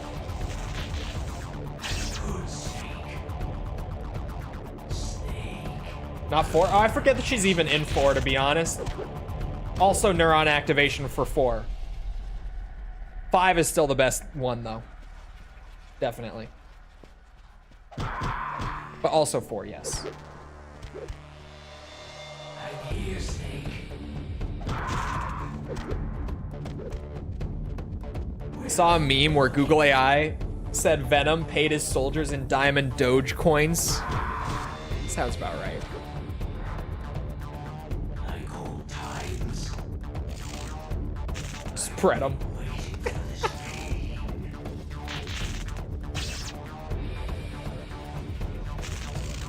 Diamond dogs to the moon, boys. Oh my god. That was tragic. I don't even know how it hit him, to be honest.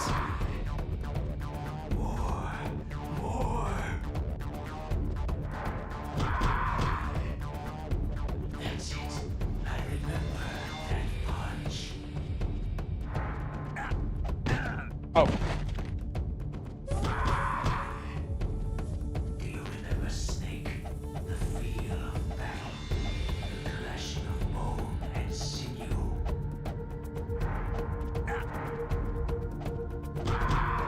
Shit. That's good, Snake.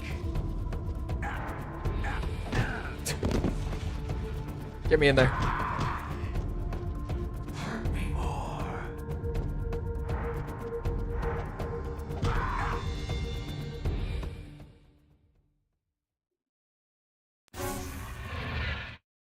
I googled who is Troll and it told me he is Chloe Bailey, an American singer slash songwriter and record producer. Hold on, that's a good... I'm not gonna search myself, actually. I am curious now. Google AI. Oh, I don't even get Google AI. I just get Chloe Bailey. How long are you gonna stay in there? Who is... Are you one of them? Nope. No, I'm not. I always work alone. Maybe if I correct it. Alone? Oh my Are you god, talking False to- is in the Google AI. Why am I not in the Google AI? We can't stay here forever. The fuck? VTuber privilege, man, I tell ya. A railgun. False gets a Google AI paragraph. Falseco is a VTuber, virtual YouTuber, who describes herself as a goddess of fate in the form of a kitsune, fox spirit. You want to be a piss baby truth false? is- According to where I'm pissing. Yeah. She currently has a series on YouTube called Fatal Frame. Close enough. I'll show Surprisingly accurate. Meryl. Fuck you, False. Privileged bitch. They're missing the furry part? They are missing the furry part.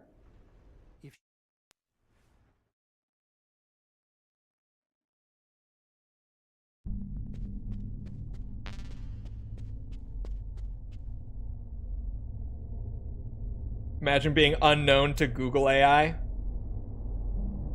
I'm curious about something.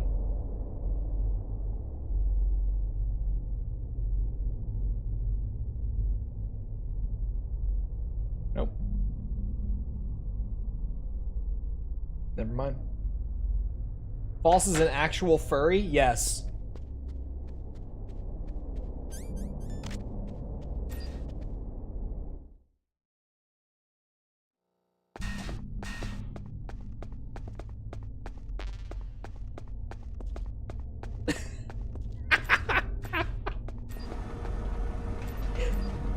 Nah, don't tell me that. It's true. It's true.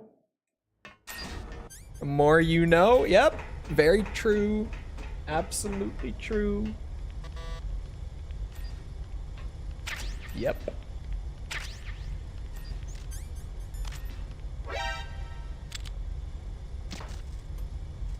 Oh, that makes you a furry bitch? I don't know what you're talking about. I'm not an anime woman on the internet.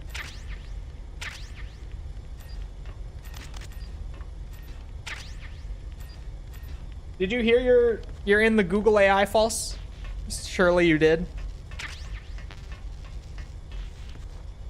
Google AI gave me a pretty good summary of you.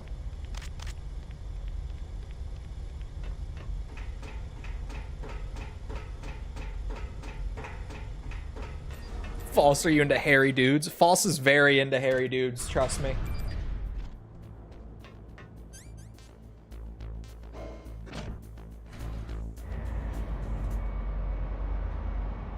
Trolling false e-dating. Troll's wearing a fursuit right now. I am. You see these knuckles? It's not natural. It's my fursuit. You don't know what I look like underneath this. You don't know what I look like. Oh, I have my gas mask on. I was like, I can't fucking see.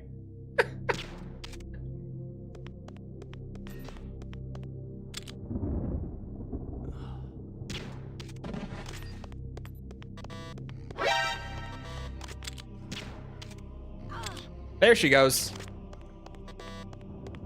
I thought she was gonna get away. Not a furry though. I wonder if I could get it into the YouTube, or not the YouTube, the Google AI.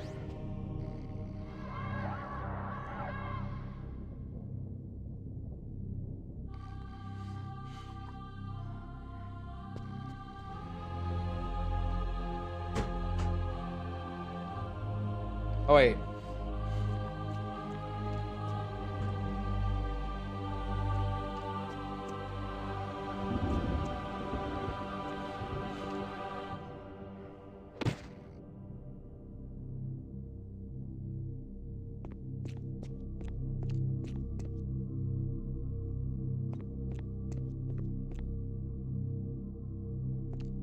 Oh, Google AI, you fucking bitch. I was trying to like find a way to get it to say who I was, and I can't. If false is in here, you'd think I'm in here, but I'm getting overwritten by people named Chloe. Every step of the way. Even what?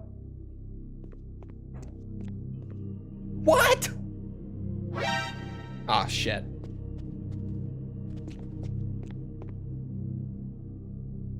I need to pull this up on stream. I need to show you guys why.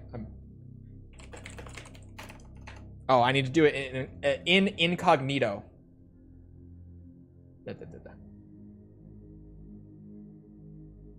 Who is?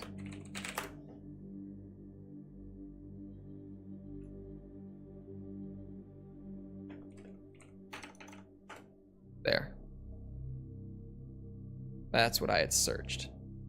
Yeah, check this shit out, chat.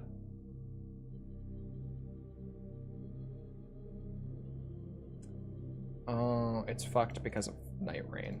Hold on. Haha. Check this shit out. So you search who is Chol on YouTube, right? Who is Chol on YouTube?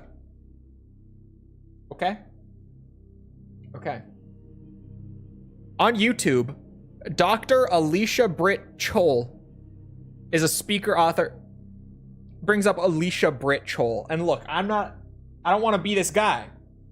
But that's what the AI gives you. And it puts her stuff right here. But if you just scroll right past it, that's me. Right there at the top. You know who's under me? Alicia Britt Chol. Google. You kidding me? You guys write my paychecks every month. Look at the difference. Look, not to be that guy. 29.6K versus 1.8K. And she is the Google AI result.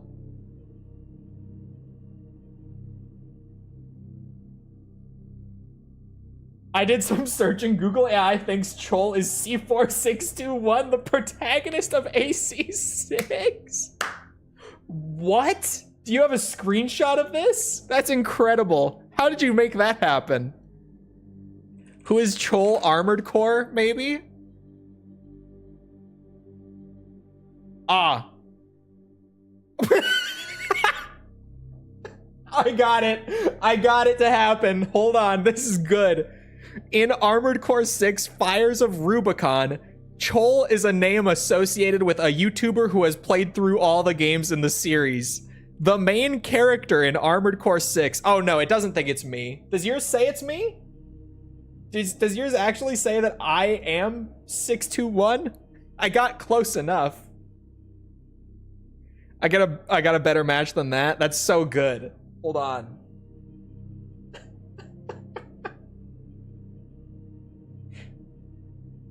It says it's you. You gotta send it in Discord. I need to see it. That's so good.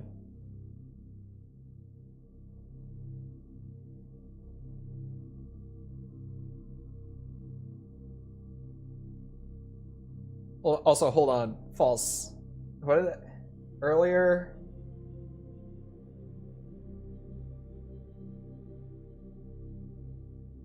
Oh.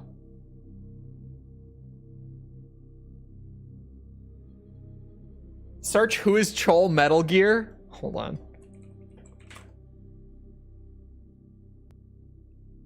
Ah, in the Metal Gear series, there is no character named Chol. It's possible there might be a character you're thinking of, but it's not a named character within the main story or characters mentioned in the provided search results. Damn.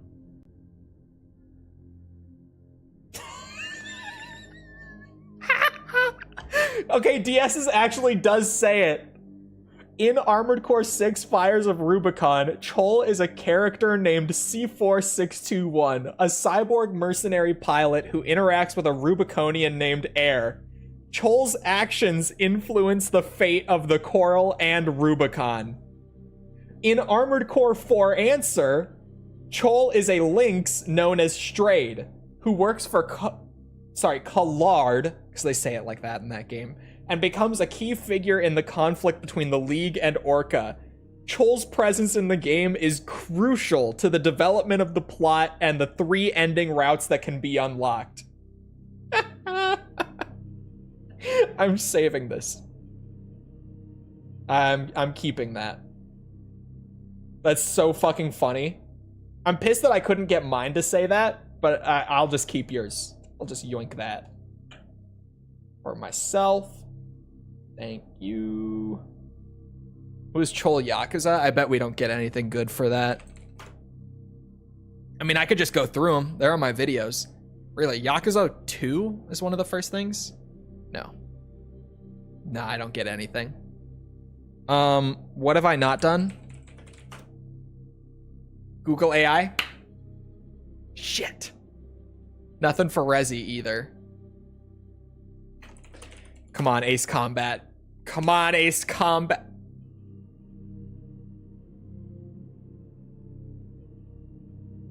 That doesn't even have my name in it. I asked, who is Chol, Ace Combat? And it starts telling me who Talisman is from Ace Combat 6.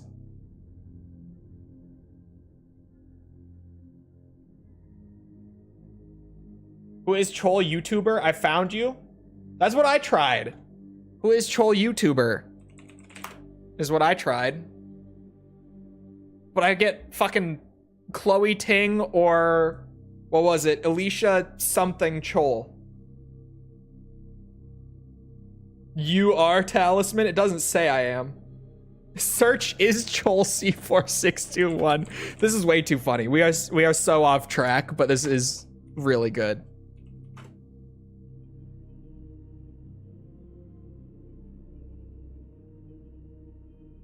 Damn.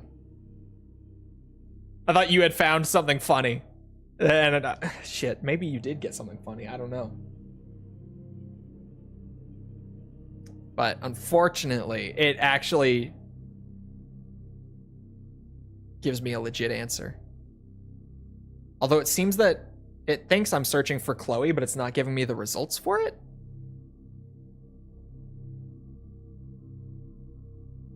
I don't know.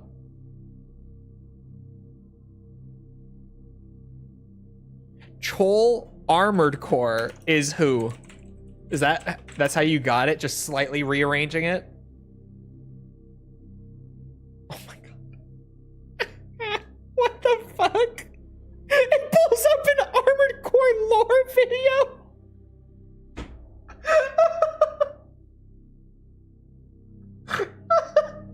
It pulls up a lore video and embeds it with this? In Armored Core 4, Chol is a nickname given to the character known as Burios, a mercenary pilot. Oh my god, that is just the fact that it embeds a lore video with it makes it so much funnier. Oh my god, that's so good. Can you beat Armored Core 4 as Chol? I'm saving that one too. That's so fucking funny. Alright, back on track. I got a little distracted there. If anything, this just highlights how ridiculously useless AI is at this moment. True. At least for, you know, not to be too broad, but at the very least, if you want to make an argument for AI not being equipped to handle like search engine results yet, that's a good case to make. Definitely that could help you if you were trying to make that case with, you know, if you're arguing with someone or whatever. Just show them that shit. Google AI just thinking that I am various video game characters. If you just slightly lead it in that direction. Like if you do a search with my name in it and the name of a certain franchise, it will start telling you that I'm characters within the franchise. How much of Google's money are we wasting with these AI results? Try asking ChatGPT. I don't have ChatGPT. Who in chat has like an account set up for it? Because I know you need an account, right?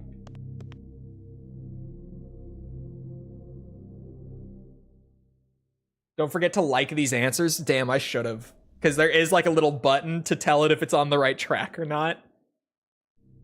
I could just intentionally mislead the Google AI into telling people that I am various characters from various franchises.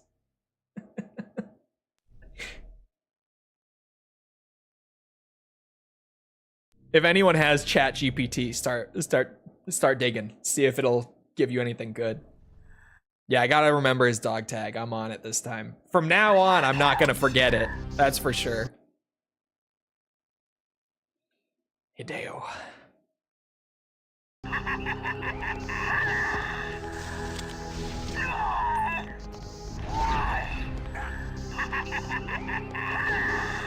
I got hiccups. I cannot read you.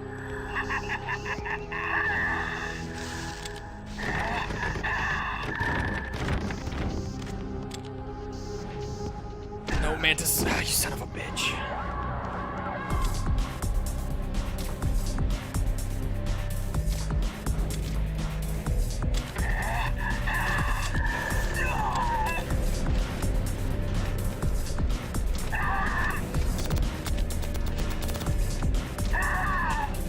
Giving the AI lots of thumbs up over the Chol 621 result.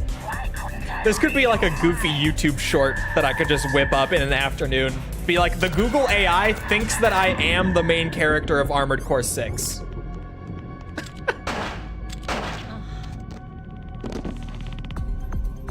You are powerful indeed, but I know your weak point. Chol, pronounced Cole? Not the fucking Google AI. Stop. Meryl. Look, I get it. My actual first name, my legal name is Cole. my YouTube name is just Cole with an H in it. I get it. Everyone uses Cole and Chol interchangeably because they're basically the same. That's fine. It's whatever. But they're not the same. Chol is not pronounced Cole. This is gonna be like the Pokemon thing, or like who? There are a couple other ones, like people whose like username, gamertag, whatever, is meant to be like a funny, like specific pronunciation, but then people just so broadly misunderstand it and assume it's one other thing that they eventually just adopt it. The Twitter noti, false. What did she just tweet? What did false just tweet? Chol the YouTuber's a furry?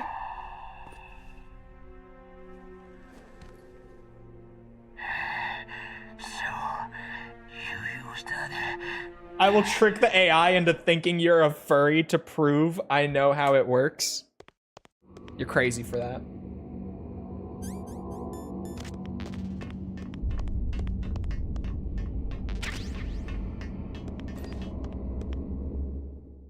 You're crazy for that. Oh my god.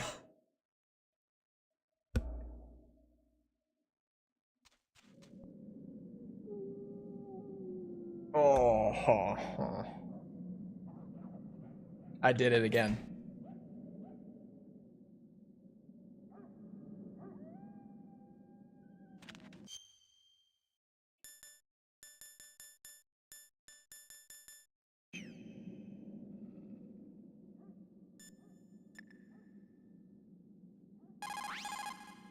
Snake, you're... I would rather save over it. I genuinely would rather save over it because I have to do every other dog tag prior to this point if I go back. I would still rather save here because I haven't saved this run. I've been cooking so hard. We're halfway through the game. I haven't saved. I'm saving over it. And I can test later if I can save some time. False really did just go and tweet that I'm a furry to try to trick the Google AI. Can you guys go and spam the replies to that with, no, Chol the YouTuber is not a furry. Chol the YouTuber is actually C4621, the main character of Armored Core 6. Can I get you guys to go and flood False's Twitter, please? Thank you. Does this qualify as a hate raid? I don't think so. ChatGPT did not misgender me. Hold on. No, it did not. Please. Chol, known online as @notcole, my YouTube handle, is a YouTube content creator recognized for her engaging commentary and gaming-related videos. She describes herself as a professional yapper, a nod to her dynamic and talkative style. Her channel, active since August 15th, 2009, has amassed over 29,700 subscribers and more than 10.7 million views. Chol's content often delves into gaming topics with a particular focus on accessibility and remakes of classic games. For instance, she has covered the remake of The Elder Scrolls IV Oblivion, providing insights and commentary on its development and impact. Beyond YouTube, Chol engages with her audience through Patreon, offering patrons exclusive content such as behind-the-scenes updates, early access to videos, and participation in patron-only polls. This is true. Her consistent content creation and active community management have solidified her presence in the gaming commentary sphere. You made it? You became a woman?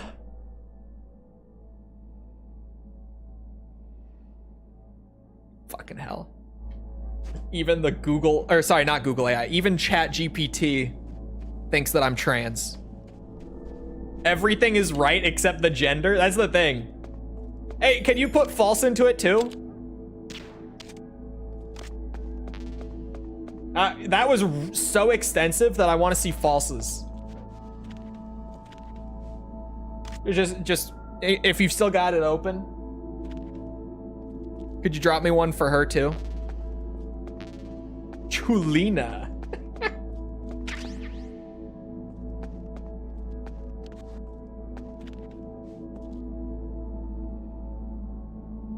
This is way more entertaining than it should be. This is actually pretty good. You look good as a woman. Why, thank you. I've always been told I would be a very pretty lady. Snake, what's wrong? I thought you were good with dogs. Twitch is starting to roll out 1440p streaming. Real shit.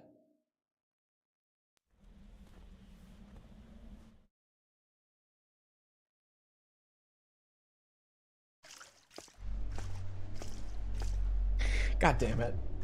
At Not Cole, which has 29.6k subscribers. Additionally, the name Chol might be associated with a YouTube channel related to cooking, potentially referencing Chol Masala.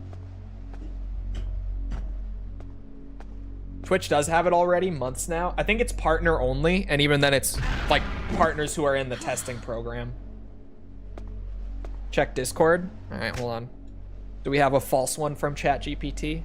The ChatGPT one is way more extensive. The Google one is just funny, like funnier, purely off of the context of like people could just literally go to Google search and that's what you get, right? Like right at the top above everything else. Oh my God. Yeah, this is extensive. Okay. Wow. All right. Falseco is a content creator and VTuber known for her engaging gaming streams and videos on platforms like YouTube and Twitch.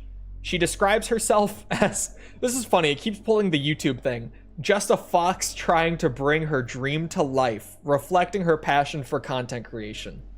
Her primary focus is on short indie games, which she shares with her community. She maintains multiple YouTube channels, her main channel, Falseco, an ASMR-focused channel, Falseco ASMR, and a VODs channel, Falseco VODs, where she uploads recordings of her Twitch streams. Additionally, she has a presence on itch.io, where she explores and shares indie games. Short? Yeah, so that description is a little outdated, is the only thing. But False's main thing for a long time, probably prior to most of you guys finding her, if you found her through me,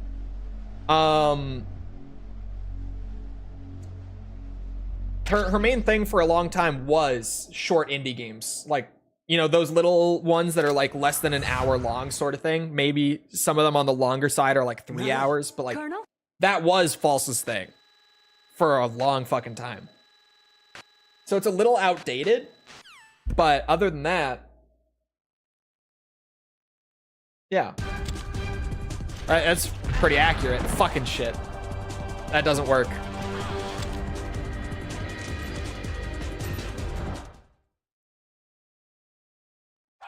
I'm pissed at ChatGPT. I'm gonna write them a strongly worded letter for misgendering me. They'll obviously be very concerned. Actually, they might be. June is tomorrow, boys. We do a little trolling. little trolling. I'm not going to, for the record. This is I am joking. Before anyone is like, that's so fucked up to do. No, I'm joking. ChatGPT has decided you're one of us. Does that mean I get to celebrate Pride Month this year? Am I officially in?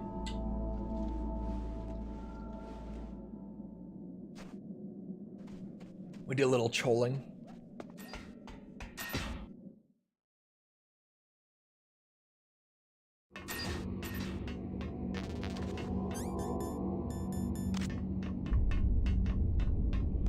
The ghosts won. The ghosts definitely won. Look, the goblins, they just didn't want it bad enough this month. But they'll see. Your people have betrayed you. The men. Is that my people in this context? Freeze. I don't think I ever got his tag.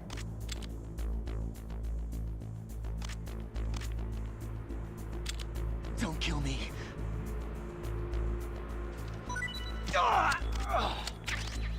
think you're dressing in fur. I should go and put up my own counter tweet out of nowhere. My first tweet in months. I genuinely get this. I had a mutual, like another YouTuber message me on Twitter recently. And I did not respond to his message for close to 2 weeks. Because I legitimately just did not open Twitter a single time in that period to see the message. I had no idea. So this dude DM'd me asking a question. And I just didn't see it for like almost 2 weeks. He must have thought that I was straight up ghosting him. I'm crying? Oh no. What do you mean you're crying? No. Yeah, I meant to kill him. I'm not doing non-lethal. Google, is Falseco a furry? No. No, no, no, no, no, no, no, no, no.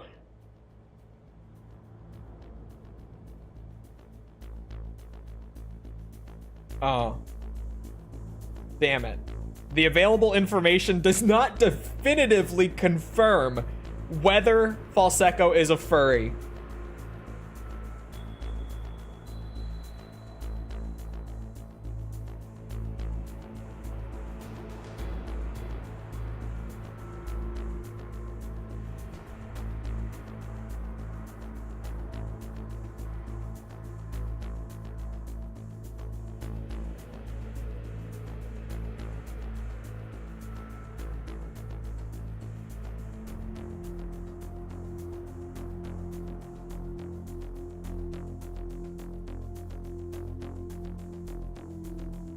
Google will not confirm nor deny these allegations.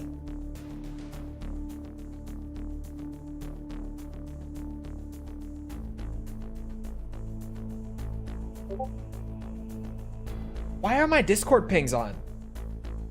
The last 2 days. Why?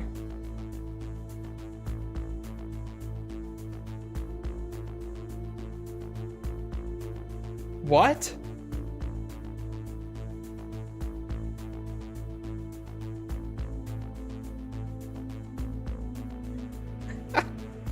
Yes, False Googled it herself.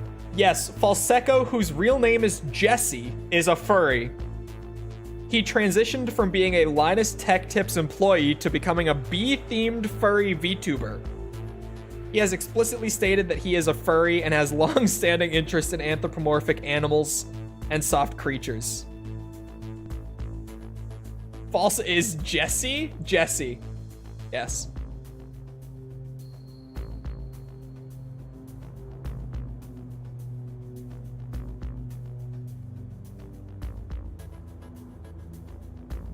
Hold on.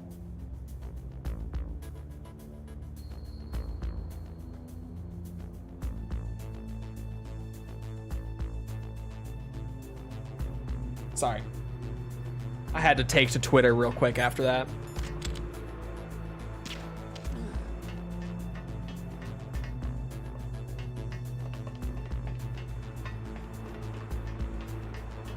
Why is the horse holding a wiener? Would bees be furry territory? I don't know. Are bugs in furry territory? I would assume not. Maybe they're like... You know how there's like scalies? My vibrate or my controller's vibrate. And other variations? You know, there's stuff like that. Maybe there's like buzzies. I don't know.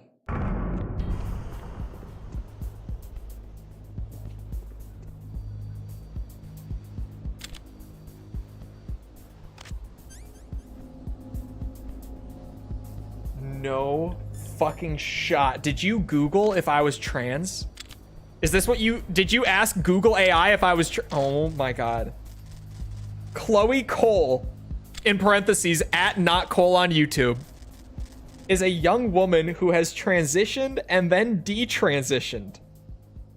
She is known... What? This is insane! She is known for speaking out about her personal experiences and advocating against minor surgeries for minors. She is also Christian and says she became Christian after a period of using LSD. Chloe Cole's... What? What? Story is often featured in discussions about gender identity. And is Chloe Cole a real person? Can someone look? Is this an actual person that it's confusing with me? Is this a real person? Because this sounds way too specific. Freeze. This sounds so oddly specific that I'm like, is this actually a real person that it has confused with me? No! She's an American activist. So it has confused me with a real... Uh-huh.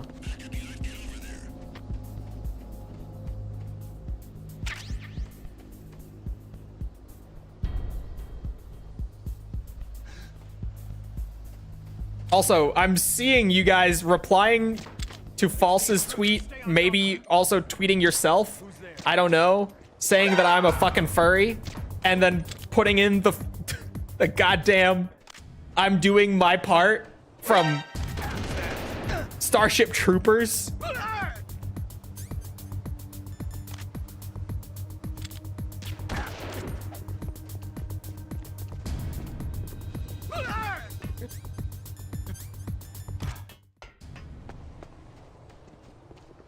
Freeze.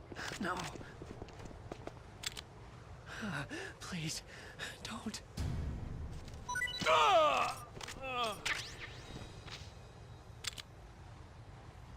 This is a targeted attack.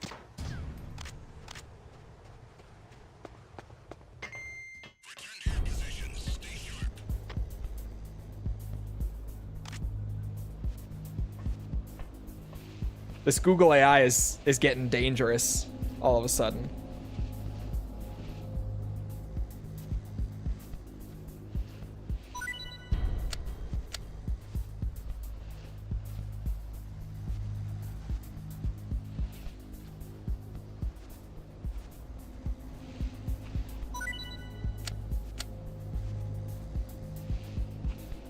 The Google AI is saying that I'm like an anti-trans activist now. This is suddenly getting dangerous. This is some sketchy territory we're in right now.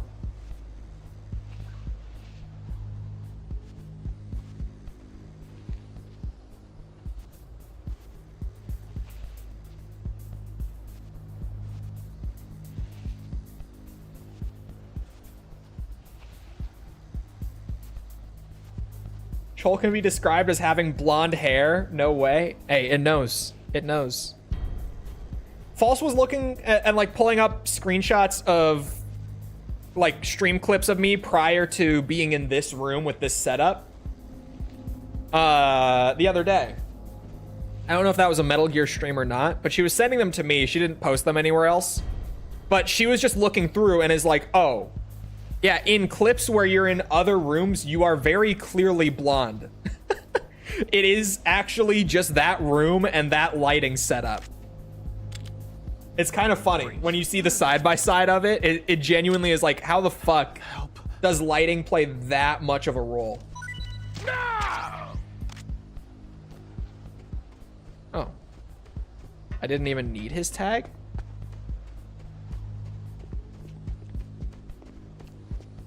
Oh. Freeze. I thought that he was this guy. Kill me. Finally figured you out. Check Discord. This is a wild discussion.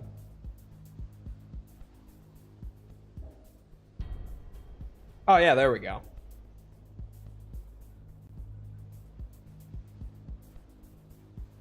Bro, the AI fucking strokes out at the end though. It at the very end, it's right. And then it says, all of a sudden, he also has a Twitch channel called Chol2 and, all one word. And it just ends there. Chol2 and. It was so close. But it dropped the ball right at the end. What can I do for you, Snake?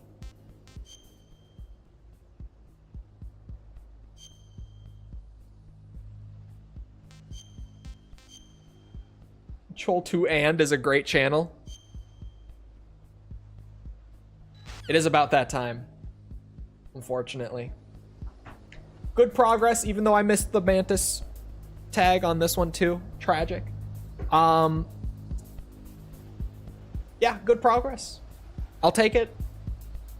We're playing Night Rain solo runs again tomorrow, so everyone knows. And if you didn't hear me talking about it earlier, I'm gonna try to squeeze a bit more of that in before they patch it. Because playing solo in Night Rain right now is so unbelievably hard. Like, so hard. It feels like how people describe FromSoft's difficulty as normally being in the Souls games, but like, it's actually that.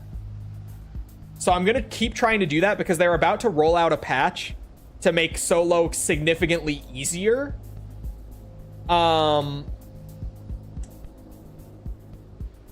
I want to try to mess around with the really, really hard one before they patch it out. That's about the reason why. Anyway, be there. It's a good time. It's crazy hard. Anyway, I hope you guys enjoyed. If you did enjoy and you haven't done so already, feel free to go ahead and leave a sub, follow, whatever, come back another time. We're doing this. We're doing all sorts of other stuff, like Elden Ring Night Rain, since that just came out. Other new stuff like Doom the Dark Ages, but primarily Resident Evil, Yakuza, and Ace Combat are my other things. Come back for any of it. All sorts of good shit right now. Also,